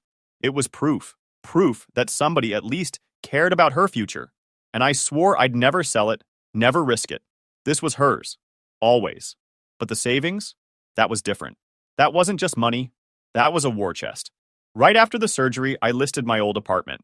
It closed a few weeks later, and I added that cash to the pile. Suddenly, I was sitting on close to $900,000. The kind of capital that changes everything. And I knew exactly where to aim it. I didn't run out and blow it on cars or vacations. I treated it like ammunition. Every dollar was a bullet, and I was loading a gun with their names on it. At night, after my daughter went to bed upstairs, I turned the living room into a war room. Laptop open, papers spread across the coffee table. I dug into public records, mortgage filings, tax liens. It turns out, once you know where to look, people's financial skeletons are just lying there in plain sight. And my family? They had closets full of them. My parents weren't sitting on wealth. They were drowning in loans. A second mortgage they were already laid on. Credit lines pushed to the max. Bills stacking up faster than they could hide them. My brother's business project? Already falling apart. Contractors chasing him for unpaid invoices. Suppliers threatening lawsuits. His little empire was a house of cards. All that bragging, all those toasts, built on nothing. So I went hunting. I reached out to small lending firms, the kind that buy and sell distressed assets. I introduced myself as an investor interested in bad debt portfolios. They were more than happy to show me files of delinquent accounts. And there it was. My parents, my brother, missed payments, overdue balances, foreclosure notices waiting to happen. I started buying, quietly, piece by piece. First, I picked up their second mortgage. Then later, I grabbed the senior note when the bank decided to unload it at a discount. By then, they were already months behind. To them, it looked like the same nameless creditors breathing down their necks. What they didn't know was that those letters, those threats, those penalties, they were mine. I didn't rush it. I wasn't desperate anymore. I had time. I had patience. I could sit in my new house, my daughter safe upstairs, while their rope got tighter every month. They had called my daughter a lost cause. Now I held their cause, their house, their debts, their golden boy's failing empire. Her grandfather's last act of love had given me everything I needed to dismantle them, and I was going to use every last cent. Meanwhile, my brother was busy playing king. If you believed his social media feed, he was already a millionaire. New car every other week, dinners at restaurants where the check probably cost more than my monthly grocery bill, rooftop selfies with cheap champagne labeled as Dom. My parents reposted everything, acting like he was the second coming of Rockefeller. In reality, I knew exactly what it was: smoke and mirrors. The new car was a lease with payments already overdue. His so-called office was a glorified sublet with an eviction notice pinned to the door when you looked closely. The business project he bragged about was a bonfire of cash, with contractors filing complaints because he wasn't paying his bills. I had receipts, literal ones. I pulled property filings, credit histories, and even some lawsuit records. Every screenshot, every document, every post he made went into a folder I kept neatly labeled. A digital guillotine waiting to drop. But the beauty of it? Nobody else knew. To the outside world, he was the prodigy, the genius, the one who made it. My parents clung to that image like it was oxygen. At family get-togethers, they'd beam with pride. "Our son is building something incredible," my mom would say. "You should see his investors," my dad would add. Then they'd glance at me with that same condescending smirk they'd worn my entire life. "If only you had your brother's vision." I'd just smile back, because what they didn't realize was that I did have vision. Mine just didn't involve selfies and rented suits. Mine involved legal notices with their names on them. It didn't stop with my parents. My brother started running his mouth to the rest of the family. Cousins, uncles, even neighbors got dragged into his circus. He convinced them to invest in his project, promising sky-high returns. Ground floor opportunity, he called it. Family wealth for generations. Some of them bought in. I heard about one uncle pulling out part of his retirement fund. A cousin wired him $20,000. Even the old neighbor across the street chipped in a small stake. And why wouldn't they? My parents vouched for him, swore he was a genius. They painted me as the bitter one, the failure, the guy who never understood real business. I didn't stop them. Not yet. If they wanted to dump their money into my brother's black hole, fine. Every dollar he swallowed was just more weight dragging him under. Behind the curtain, it was already falling apart. I could see it in the filings. Payment notices turning red. Interest charges snowballing. Creditors marking his accounts as delinquent. I had copies of every one of them. And yet, he doubled down. That's the thing about people like him. When the foundation cracks, they paint the walls instead of fixing the floor. He started posting motivational quotes about trusting the process and temporary setbacks. But he bragged about meetings that never happened and clients that didn't exist. I sat in my war room, her grandfather's house, now my fortress, with my laptop open, flipping between his Instagram feed and the foreclosure notices with his name on them. The contrast was laughable. One night, while my daughter was asleep upstairs, I spread everything out across the table. Bank statements, screenshots, debt files, legal filings. It looked like the blueprint of a collapse, and it was all heading toward one inevitable outcome: ruin. The best part? I didn't even need to touch it. His arrogance was doing all the heavy lifting for me. But I wasn't idle. I was careful, strategic. I documented everything. Screenshots of every flashy post, paired with proof of every unpaid bill. Side by side, they told a story no one could deny once I released it. My parents, meanwhile, acted like royalty.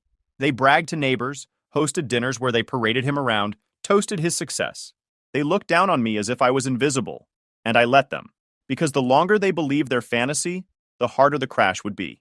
Every insult they threw, every time they told me I should learn from my brother, every sideways glance at family events was fuel. They even started leaving voicemails calling me ungrateful, promising they'd ruin me if I kept exposing their prodigy. I saved every single one. I didn't argue, I didn't fight, I just smiled, nodded, and quietly tightened the leash around their necks. Because here's the truth. Revenge doesn't always look like screaming or punching walls. Sometimes it looks like silence, like patience, like sitting in the dark with a folder full of receipts while your enemies toast their own downfall. The cracks were spreading. Investors were whispering. Suppliers were threatening lawsuits. Payments were bouncing. My brother was scrambling to cover holes he couldn't fill, while still posting online like everything was perfect. And me? I leaned back in my chair, folded my arms, and waited. The predator doesn't need to chase. The prey always trips over its own feet. By the time I was done, the whole neighborhood would know the truth. And my family, the ones who called my daughter a lost cause, would be standing in the rubble of the empire they thought they built. I closed the folder that night, smiled to myself, and whispered, "Almost time." The cracks weren't cracks anymore. They were fractures splitting wide open. My brother's so-called empire was starting to eat itself alive. First came the lawsuits. Contractors filed complaints for unpaid work. Suppliers demanded invoices cleared. Investors who had been promised guaranteed returns were suddenly showing up with lawyers. Then came the silence. His social media, once a non-stop feed of rented cars, rooftop dinners, and motivational quotes, went dark. No more champagne selfies, no more hashtags about the grind, just silence. People noticed. Neighbors who had once nodded proudly when my parents boasted now whispered in hushed tones. Cousins who had poured their savings into his vision started making angry calls. My phone lit up more than once from people asking if I'd heard anything. I didn't answer. Not yet. The real fireworks came when the first official foreclosure notices hit my parents' mailbox. That second mortgage they'd been juggling? The one I quietly bought up? Yeah. My lawyer sent the letter. Pay or lose the house. They didn't pay. They couldn't. By then, I had everything lined up. Screenshots of my brother's lavish posts, copies of unpaid bills, court filings with his name on them, bank notices, the finder's fee scam from when they'd gutted me on my business sale. It was a neat little portfolio.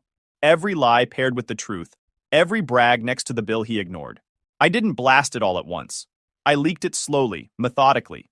First, I dropped screenshots in the family WhatsApp group, my brother posting about buying a car side by side with documents showing the lease default. Silence followed. Then I sent copies of lawsuits directly to the cousins who had invested. Thought you should know where your money went. I didn't even have to explain. The receipts spoke louder than I ever could. The explosion was nuclear. Relatives turned on my parents overnight. Neighbors who once clapped at their dinner toasts now crossed the street to avoid them. The golden boy was exposed for what he was, a parasite burning through other people's money. And my parents? They scrambled. The first call came from my mom. "Sweetheart, we need to talk. Your brother's had some setbacks." "Setbacks?" I said, leaning back in my chair. "You mean fraud? Lies? Unpaid debts?" She sniffled. "He just needs time. You've been doing well, haven't you? You could help him out." I laughed. "Why would I put my money into something failing?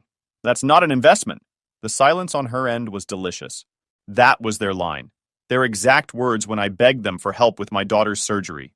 Hearing it thrown back at them, it must have stung like acid. The next call was from my dad.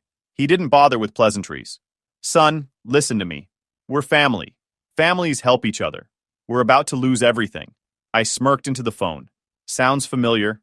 Didn't you tell me family isn't about handouts? That real men sell what they have to survive? Guess you better find a buyer quick." His voice rose desperate now. "Don't do this. Think of your brother. Think of us."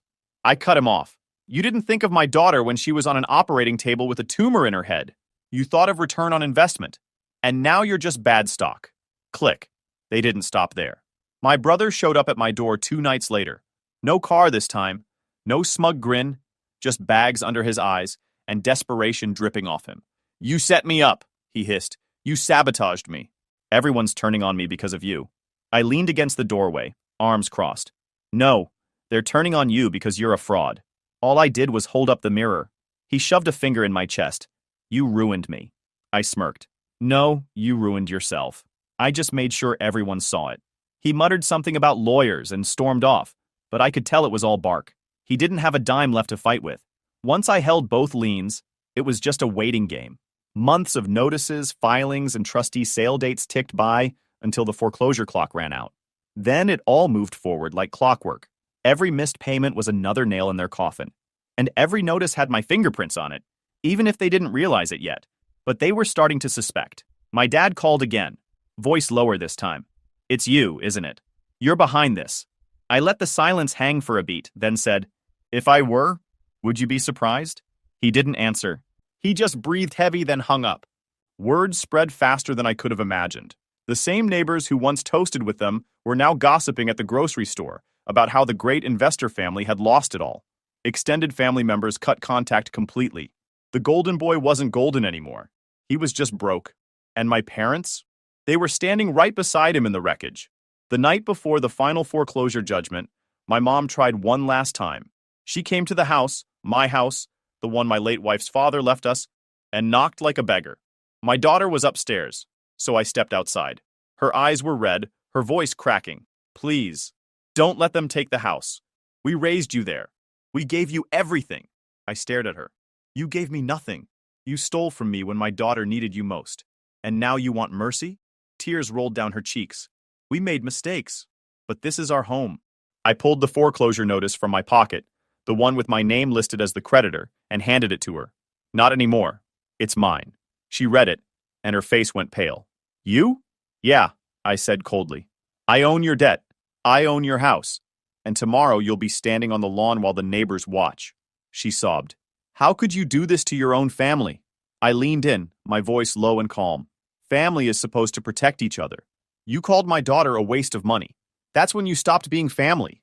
This is just business. I turned, walked inside, and closed the door. When the order finally hit after the sale, the foreclosure was official. The eviction date got set. My parents and brother finally knew the truth. The failure they mocked, the lost cause they dismissed, was the one holding their leash. And soon, they'd be standing on the curb, watching their empire collapse around them. After the sale wrapped up and the order posted, the eviction date finally landed. Clear skies that morning, the kind of day where the world dares you to pay attention, where the world feels fresh, sharp, like it's daring you to pay attention. I sat in my car across the street, coffee in hand, watching as the moving trucks pulled up to my parents' driveway. A sheriff's deputy nailed the official notice to the front door. Neighbors started trickling out one by one. Some pretended to check their mail. Others leaned against fences, phones in hand. Everyone knew what was happening. This wasn't just paperwork. This was a spectacle. By the time my parents' car rolled up, half the block was watching. They pulled in laughing, shopping bags on the back seat, my brother in the passenger seat like a king without a crown. The laughter died the second they saw their furniture stacked on the lawn. I'll never forget the look on my dad's face. First confusion, then denial, then raw panic as he stormed toward the front door and ripped the paper off. His hands froze when his eyes landed on the name of the creditor. My name. He staggered back like the paper had burned him. My mom dropped her bag, groceries spilling across the driveway. My brother's face twisted from shock to fury in seconds. You! He roared when he spotted me across the street. You did this! He lunged, but two neighbors stepped between us, holding him back. Phones kept recording. This wasn't just my revenge. It was a neighborhood show, and the stars of the meltdown had finally arrived. My mom collapsed against the car, sobbing. How could you do this? Everyone is watching. I sipped my coffee, calm as stone. Funny. Everyone watched when you toasted him with 150 grand while calling my daughter a waste of money. Gasps rippled through the neighbors. People whispered. Some shook their heads. Others laughed bitterly. The golden family image my parents had paraded for years was dissolving in front of them. My dad tried one last bluff, his voice breaking. Son, this is still our home. We raised you here. You can't take that away.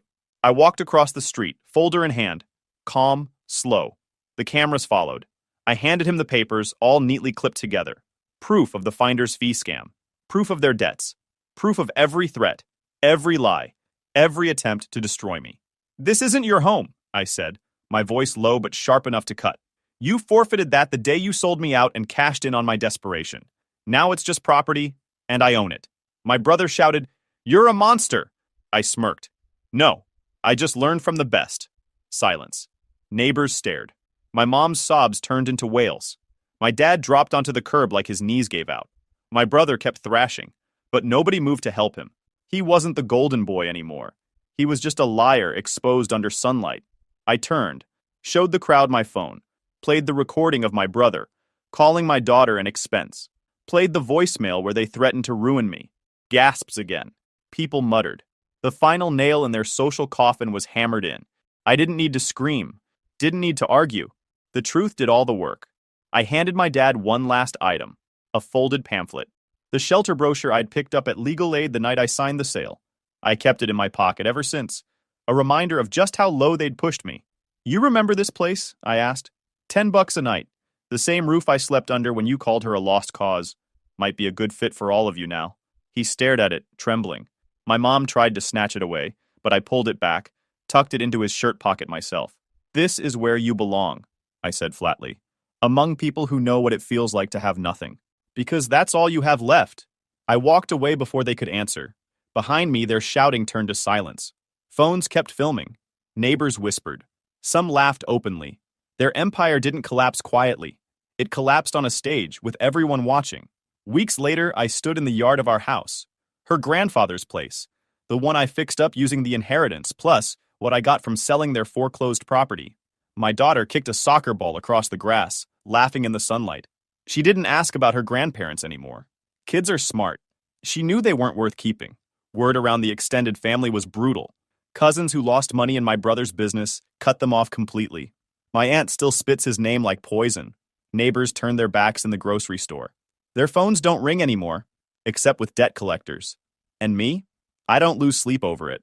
They tried to destroy me when I was weakest. They cashed in on my pain. They called my daughter worthless. Now they sit in borrowed rooms, broke, humiliated, blamed by everyone who once cheered for them. They built their empire on my ruin. I built my peace on theirs. You need to move out immediately. I'm pregnant and don't want strangers around my baby. This house belongs to us, not you. She said that in my own kitchen. Then she changed the locks while I was at work. And my brother backed her up, so I kicked them out. Hey Reddit! I thought living with family meant loyalty and support. Turns out, it just meant getting walked on until I finally drew the line. Before it all blew up, let me start from the beginning. My name's Ethan. I'm 28, and for the last 7 years, I've lived in the same house with my Uncle Robert and Aunt Linda. And for the last 3 of those years, with my older brother Noah and his wife Amber. It's not some big family estate, just a 2-story house on a quiet street with a squeaky screen door and a yard that never looks quite finished. Still, it's home.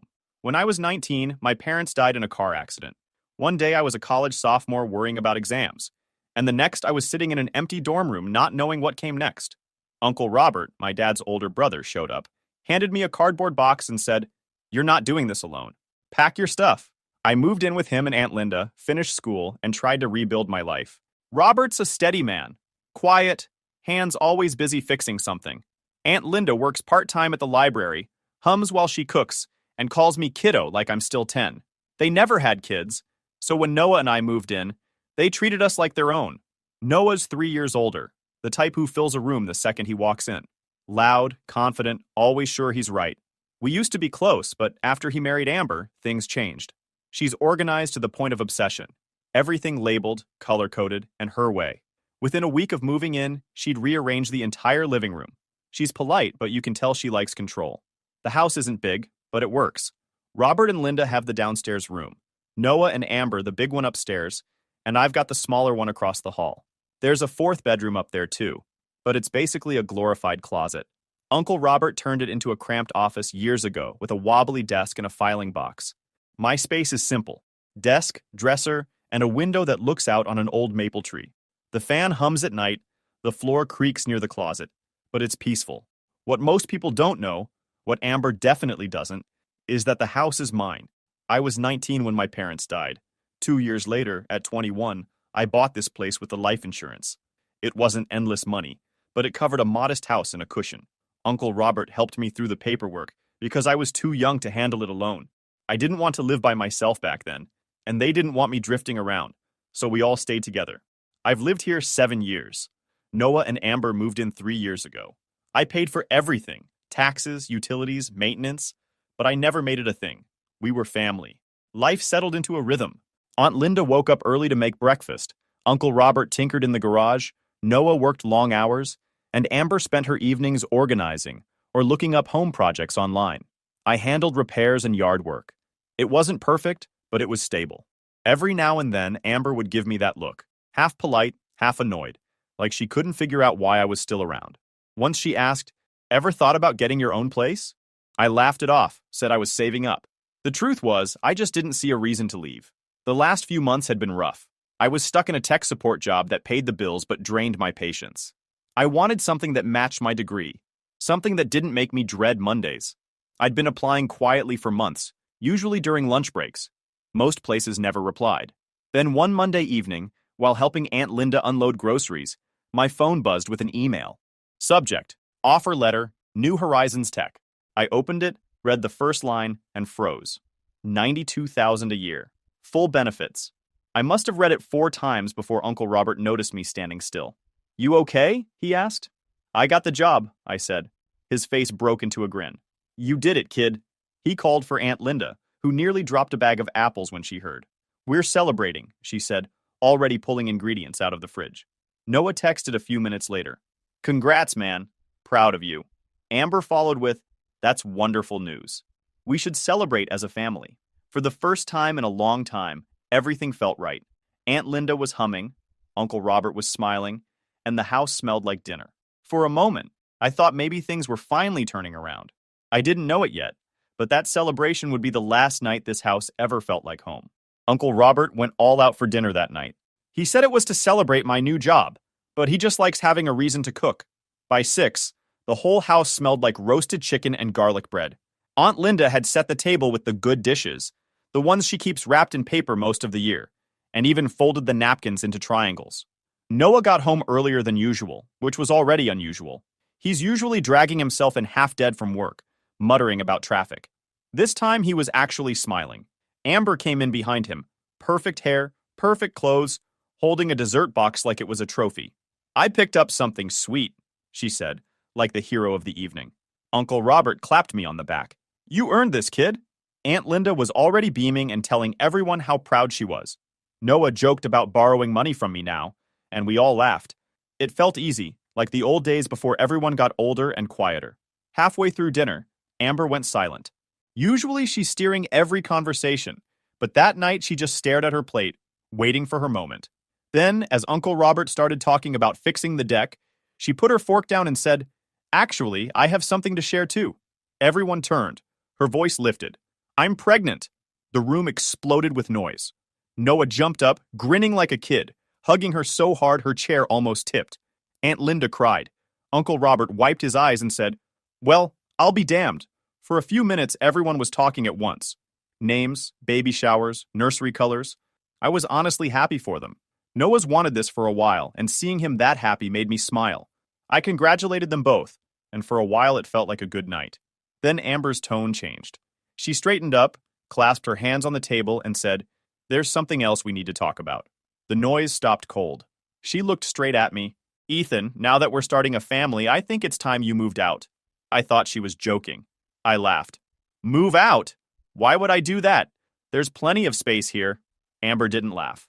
There was space, but once the baby's here, things will change. We'll need privacy. It's not appropriate for someone outside our immediate family to be living here. Uncle Robert froze mid-bite. Aunt Linda's fork hit her plate. I tried to stay calm. Amber, this house has 4 bedrooms. One's a cramped office, sure, but it could be a nursery by the weekend. I can help when the baby comes. I'll stay out of the way. She smiled, but it wasn't friendly. It's not about space, Ethan. It's about boundaries. I'll be recovering, feeding the baby, moving around however I need to. I can't do that with another man in the house. That word, another, landed hard. I'm your husband's brother, I said. You've known me for years. We've all lived together without issues. Amber crossed her arms. Exactly. It's gone on too long. You're almost 30. Don't you think it's time you stood on your own? It's not healthy to depend on family forever. Uncle Robert's face went red. Amber, that's enough. She ignored him. No, it's not. Everyone's been thinking it. I'm just saying it out loud. He's been living here like it's his own place. We're starting our family, and it's not fair to keep sharing space like this. Noah shifted uncomfortably. Babe, maybe not now. Amber cut him off. Why not now? I want peace in this home. I can't have that with someone else taking up space meant for my child. I clenched my jaw. Amber, I help pay for things. She scoffed. What bills? You don't pay rent? That hit me harder than I expected. That's not how this house works, I said quietly. She leaned forward, voice sharp. Maybe that's the problem. Maybe it should. Noah looked down at his plate, not saying a word. That silence from him hurt more than anything she'd said. Aunt Linda finally spoke up. Amber, that's rude. This is Ethan's home too. Amber turned to her with that fake polite smile she uses when she's about to twist the knife.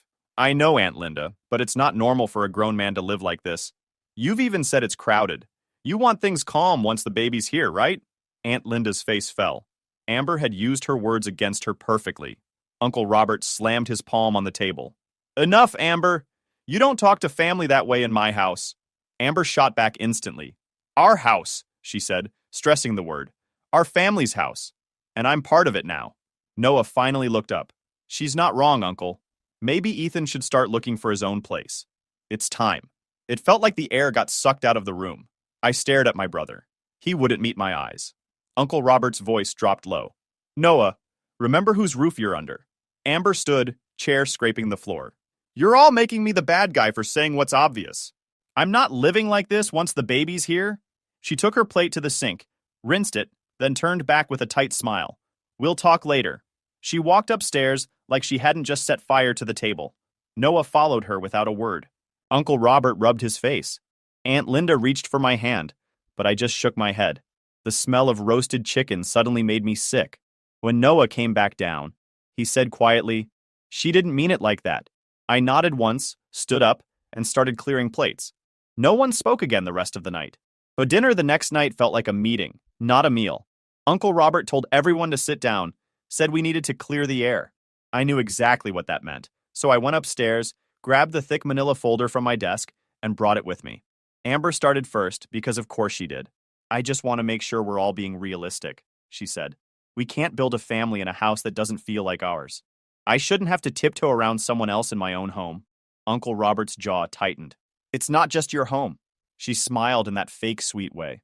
Well, it's not exactly Ethan's either. He's just staying here. Temporarily. It's been what, 7 years now? I didn't even bother looking at her. I put the folder on the table, flipped it open, and said, Let's make something clear before this goes any further. The sound of the papers hitting the table made everyone pause. Inside were old check copies, bank statements, and the house deed. I pushed the first stack toward Uncle Robert. These, I said, are 14 months of checks I wrote to Uncle Robert and Aunt Linda after Mom and Dad died.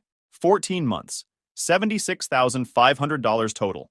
I'd added up what market rent, utilities, and groceries would have cost me alone and tried to pay it forward. Grief math. And too much. Not one of them was ever cashed. Aunt Linda's hands went still. Her eyes got glassy. Oh, Ethan. Uncle Robert's voice was low but steady. We couldn't take money for helping family, son. You needed a home. That was never about money. Amber let out a small, mocking laugh. That's touching and all, but what does that have to do with anything right now? I looked her straight in the eye. Everything. Because that money, along with my parents' life insurance, $400,000, paid for this house. Every cent of it. I bought it 7 years ago for $275. The rest went into repairs, taxes, and an emergency fund. Her fake smile twitched. Wait, are you saying you own this house? I'm not saying it, I replied, sliding the deed across the table. I'm showing it. Noah blinked like he didn't understand the words. Hold on. You never told me that. I didn't think I needed to. We're family. I didn't see a reason to brag about paperwork. Amber's expression hardened fast. You never said you owned it. Everyone called it the family house. Uncle Robert sighed. Because that's what we are. A family. Didn't think we needed to spell out who paid what. Amber turned to Noah. So all this time we've been living under his roof? Like tenants? Her tone was sharp enough to cut glass. I leaned forward slightly. You've been living in your brother-in-law's home, yes. A home you just told me I didn't belong in. Amber's eyes narrowed. That's manipulative. I didn't mean it like that. You said you wanted me gone because this wasn't your house. Now you know the truth. It's not yours at all. Noah ran a hand through his hair. Ethan, you should have said something sooner. People already think it's weird you still live here. They ask me about it all the time. I kept my tone even. I didn't realize your coworkers got to vote on where I live. He frowned. You know how it looks. I don't care how it looks, I said flatly. I care about what's real. I thought we were a household, not a scoreboard. Amber scoffed loudly. That's easy to say when you're sitting on the deed. I looked right at her. Amber, you've been here 3 years and already talk like you built this place. You rearrange furniture, pick colors, and act like the rest of us are lucky to breathe your air. I've kept quiet to keep peace, but not anymore. You don't get to lecture me about ownership or boundaries in a house I paid for. Her jaw clenched. You're unbelievable. You think throwing money around makes you superior? No, I said calmly. But it does mean I don't answer to someone who just showed up and started making demands. Noah's voice rose slightly. Hey, that's my wife you're talking to. And she's talking to me like I'm a squatter in my own home. I shot back. Uncle Robert raised a hand. Enough, both of you. He looked at Amber. You owe this man an apology. Amber laughed under her breath. For what? Being honest? Aunt Linda looked heartbroken. Amber, please. You've crossed a line. Amber stood abruptly, chair scraping hard against the tile. No, what's crossed the line is everyone acting like I'm the problem. I'm not apologizing for wanting a real home for my child. I stayed seated, calm but firm. You already have one, Amber. You're just not in charge of it. Her face went pale, then red. You'll regret talking to me like that. I don't regret standing my ground, I said. Not anymore. The room went quiet again. Noah stared at the table, not saying a word. Aunt Linda looked like she wanted to cry. Uncle Robert leaned back slowly, rubbing his temples. All right, he muttered. We've said enough for one night. Amber stormed upstairs, her heels hitting the steps like hammer strikes. Noah hesitated, then followed. The door slammed not long after. I gathered the papers back into the folder, slid the deed to the top, and stood up. That's settled, I said quietly. Aunt Linda touched my arm. Ethan, are you sure this was the right way? Yeah, I said. It was past due. Uncle Robert nodded once. No argument left in him. I went upstairs, locked my door, and set the folder on my desk. I thought about calling a friend to crash on their couch for a night, just in case things got ugly. Instead, I left my phone on silent and sat by the window. For the first time in years, I didn't feel like a guest in my own home. Work the next day dragged. I couldn't focus. My brain kept replaying Amber's voice, Noah's silence, and Uncle Robert's face from the night before. By 5, I shut my laptop, grabbed my bag, and decided I was done thinking about it. Uncle Robert and Aunt Linda were visiting friends that evening, so the house should have been quiet. Only Amber's car sat in the driveway when I pulled in. The porch light flickered like always. Everything looked normal until I slid my key into the lock, and it didn't turn. I tried again. The key jammed halfway. Then I noticed it. A brand new lock. My gut tightened. I circled around to the back door. Same story. Fresh lock, new handle, metal shavings on the steps. That's when I knew. She'd actually changed the locks. As I was checking the windows, one upstairs slid open. Amber leaned out, arms crossed, wearing that smug little smile. You can't come in, she said. I changed the locks. I stared up. You did what? You heard me. You can't kick a pregnant woman out of her home. This is my house now. You're not welcome here. I kept my voice level. Amber, open the door. You've got 30 seconds before I call the police. She laughed. Go ahead. I'll tell them you threatened me. Then she slammed the window shut. I stood there a few seconds, breathing slow. The porch light buzzed overhead. Then I walked back to my car, pulled the deed folder from the glove box, and dialed 911. 911, what's your emergency? My name's Ethan Moore, I said. I'm the legal owner of a house. Someone who lives here changed the locks and locked me out. The dispatcher asked for the address and told me to wait. Officers are on the way. Don't try to enter. I sat in my car, watching the windows. A shadow moved upstairs, her pacing, probably thinking she'd won. 20 minutes later, a patrol car pulled up. 2 officers stepped out, calm and professional. This was a civil standby. They weren't there to take sides, just to keep the peace while I got back inside. One nodded to me. Evening, sir. You the homeowner? Yes. Ethan Moore, I said, handing over the folder. Deed, ID, and tax records. My brother's wife changed the locks. He flipped through the papers, nodded. All right. You live here full time? 7 years. Anyone else inside? My brother's wife. Maybe him too. My uncle and aunt are out. The officer sighed like he'd seen it before. Okay. She can't legally lock you out. We'll make sure you get inside. They walked up and knocked hard. Police! Open the door. After a pause, Amber opened it. Her hand rested on her stomach like a shield. Thank God you're here, she said quickly. I'm pregnant and scared. He's trying to throw me out. The older officer raised his hand. Ma'am, we've verified ownership. This property belongs to Mr. Moore. You can't change the locks on the owner. That's unlawful exclusion. Amber's face tightened. That's not fair. My husband and I live here too. You may live here, the officer said, but you're not the owner. You're not being evicted tonight, but you can't bar him from entry. Unlock the door or hand over the keys. Her jaw clenched. You can't make me. The younger officer stepped forward. We can, or we file a report for illegal lockout. Your choice. Amber muttered something under her breath, then opened the door wider. The officer turned to me. You can enter, Mr. Moore. If you want her gone permanently, you'll need a formal eviction. Understood, I said, walking past her. Amber glared but didn't speak. The older cop looked between us. No more lock changes, shouting, or threats. If we get another call, someone's leaving in cuffs. They left a few minutes later. Amber stood by the stairs, arms crossed, eyes full of hate. You try this again, I said quietly, and next time it'll be permanent. She didn't answer, just turned and stomped upstairs. I checked the doors and windows, making sure everything was secure, then sat at the kitchen table. 10 minutes later, Noah's car pulled in. He walked in looking tired. What happened? Your wife changed the locks. Police handled it. You called the cops? He snapped. Yes, I said evenly. She crossed a line. She's pregnant, Ethan. You could have. I handled it, I cut in. You both live here because I allow it. Don't forget that again. He didn't answer. By 10, a locksmith had rekeyed every door. I handed Noah a new key and left one for Amber on the hall table in a labeled envelope. I kept the spares with the deed. The house went quiet. Same creaky floors, same porch light, same smell of last night's dinner. But everything felt different now. It wasn't our house anymore. It was mine again. But Uncle Robert and Aunt Linda came home while I was still sitting at the kitchen table, paperwork spread out beside me. Aunt Linda noticed the new locks first. Ethan, what happened? I told them everything. Amber changing the locks, me calling the police, her acting like the victim.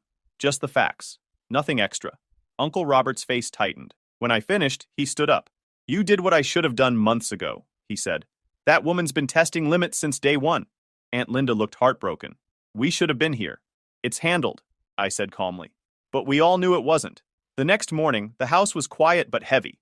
Noah's truck was gone, Amber's shoes by the door. Aunt Linda made breakfast like always, but nobody talked. Upstairs, a door slammed. Amber came down a few minutes later, grabbed coffee and left without looking at anyone. The next few days were worse. No yelling, just cold silence. Noah avoided me. Amber kept to herself except for the sticky notes she left about shared spaces and boundaries.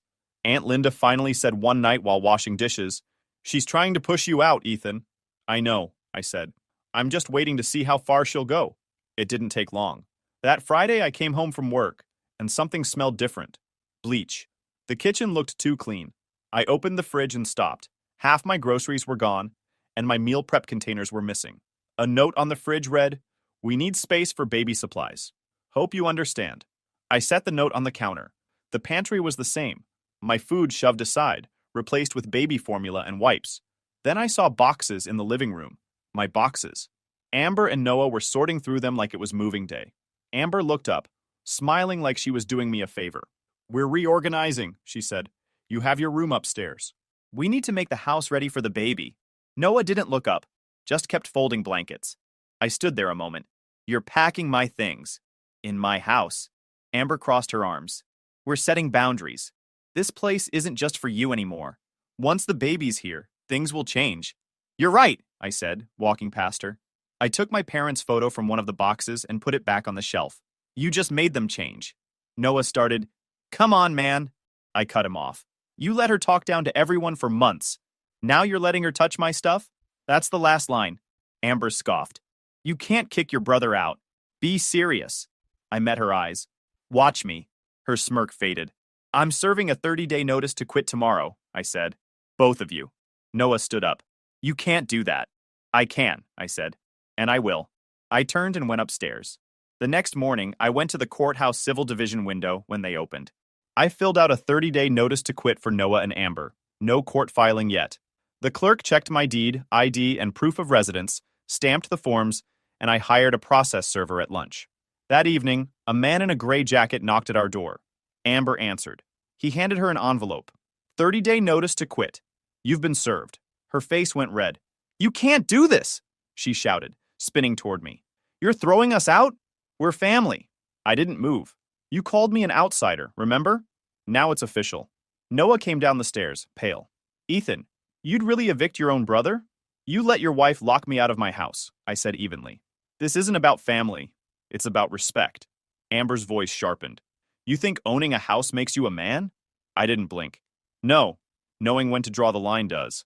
Amber crumpled the envelope in her hand and stormed upstairs. Noah stayed for a moment, staring at the floor. "You didn't have to do this." "I didn't want to," I said. "You made it necessary." He left without another word. Aunt Linda came out quietly, towel in hand. "It had to happen," she said. Uncle Robert nodded. "You gave them every chance." I looked around the room. My house, finally in order. Yeah, I said. Now I'm just following through. The rest of the night was silent. No fights, no noise, just peace. For the first time in years, I felt like I actually lived in my own home. The 30-day notice gave them 30 days. If they didn't leave after that, I'd file an unlawful detainer and let the court handle it. The house was silent the first week. No arguments, no slammed doors, just tension thick enough to choke on. Amber barely left the bedroom except to glare at me when she passed through the kitchen. Noah avoided me altogether. I didn't chase conversation. I left early for work, came home late, and kept to myself. It wasn't about being cold, it was about peace. For once, I didn't owe anyone explanations. Uncle Robert and Aunt Linda stayed quiet too. They moved softly through the house, cooked simple meals, and acted like guests even though they'd been there longer than Amber ever had. Every night, Aunt Linda would say the same thing before heading upstairs. "We'll get through this, Ethan.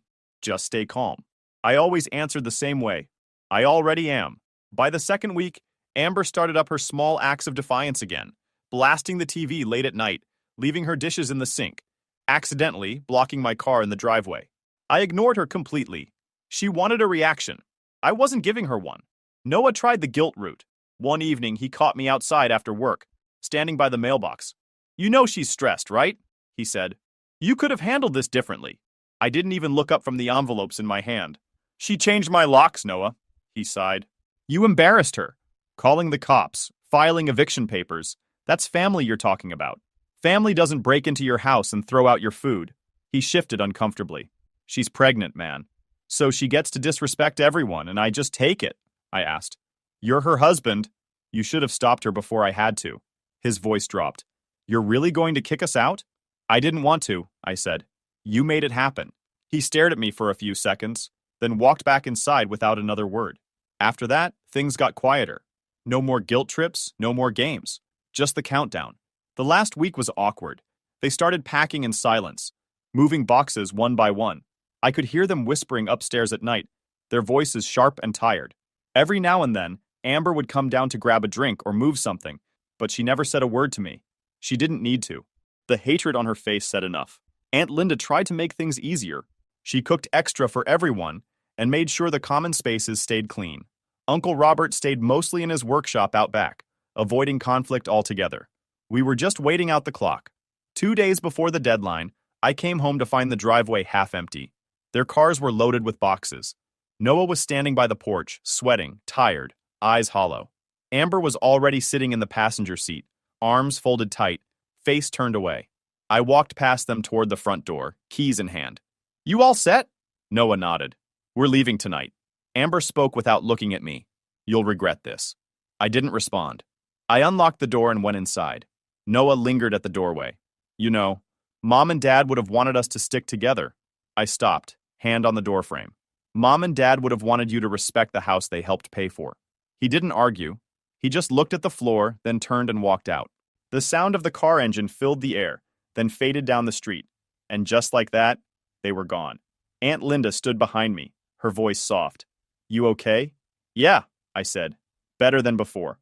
We didn't celebrate. We just cleaned. The next morning, the house was spotless. No clutter, no tension. It felt lighter, like it could finally breathe again.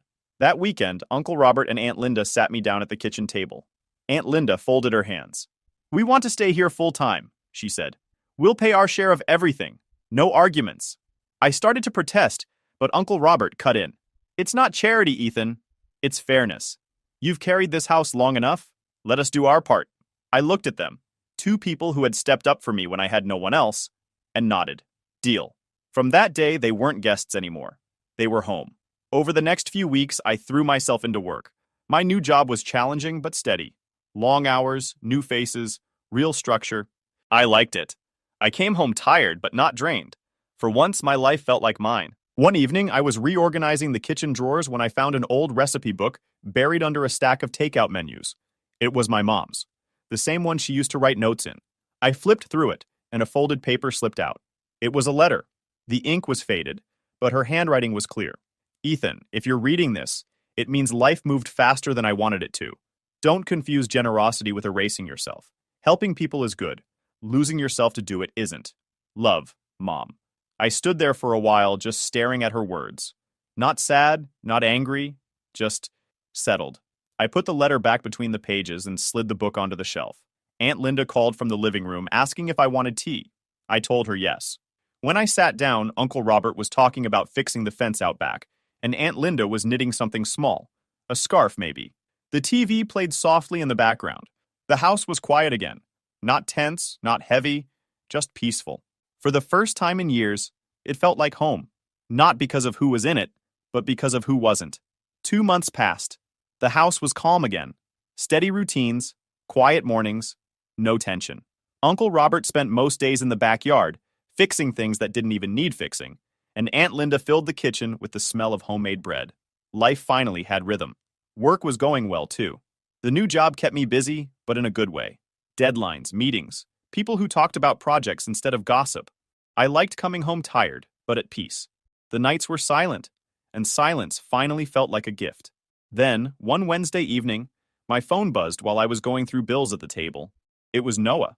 I hadn't heard from him since the day they left. The text was short. "Can we talk?" Just us. I stared at the screen for a moment before typing back. "Where?" He sent the name of a small diner near the highway, one we used to stop at when we were kids. I agreed. When I got there, Noah was already sitting at a corner booth, hands around a half-empty cup of coffee. He looked thinner, worn down. The circles under his eyes said everything before he even opened his mouth. "Hey," he said quietly. I nodded and sat across from him. "You said you wanted to talk." He rubbed his face. "Things have been rough. Rent's killing us. Amber's not working right now. The baby's up all night. It's a lot." I listened. He kept talking, mostly about bills and how expensive everything was.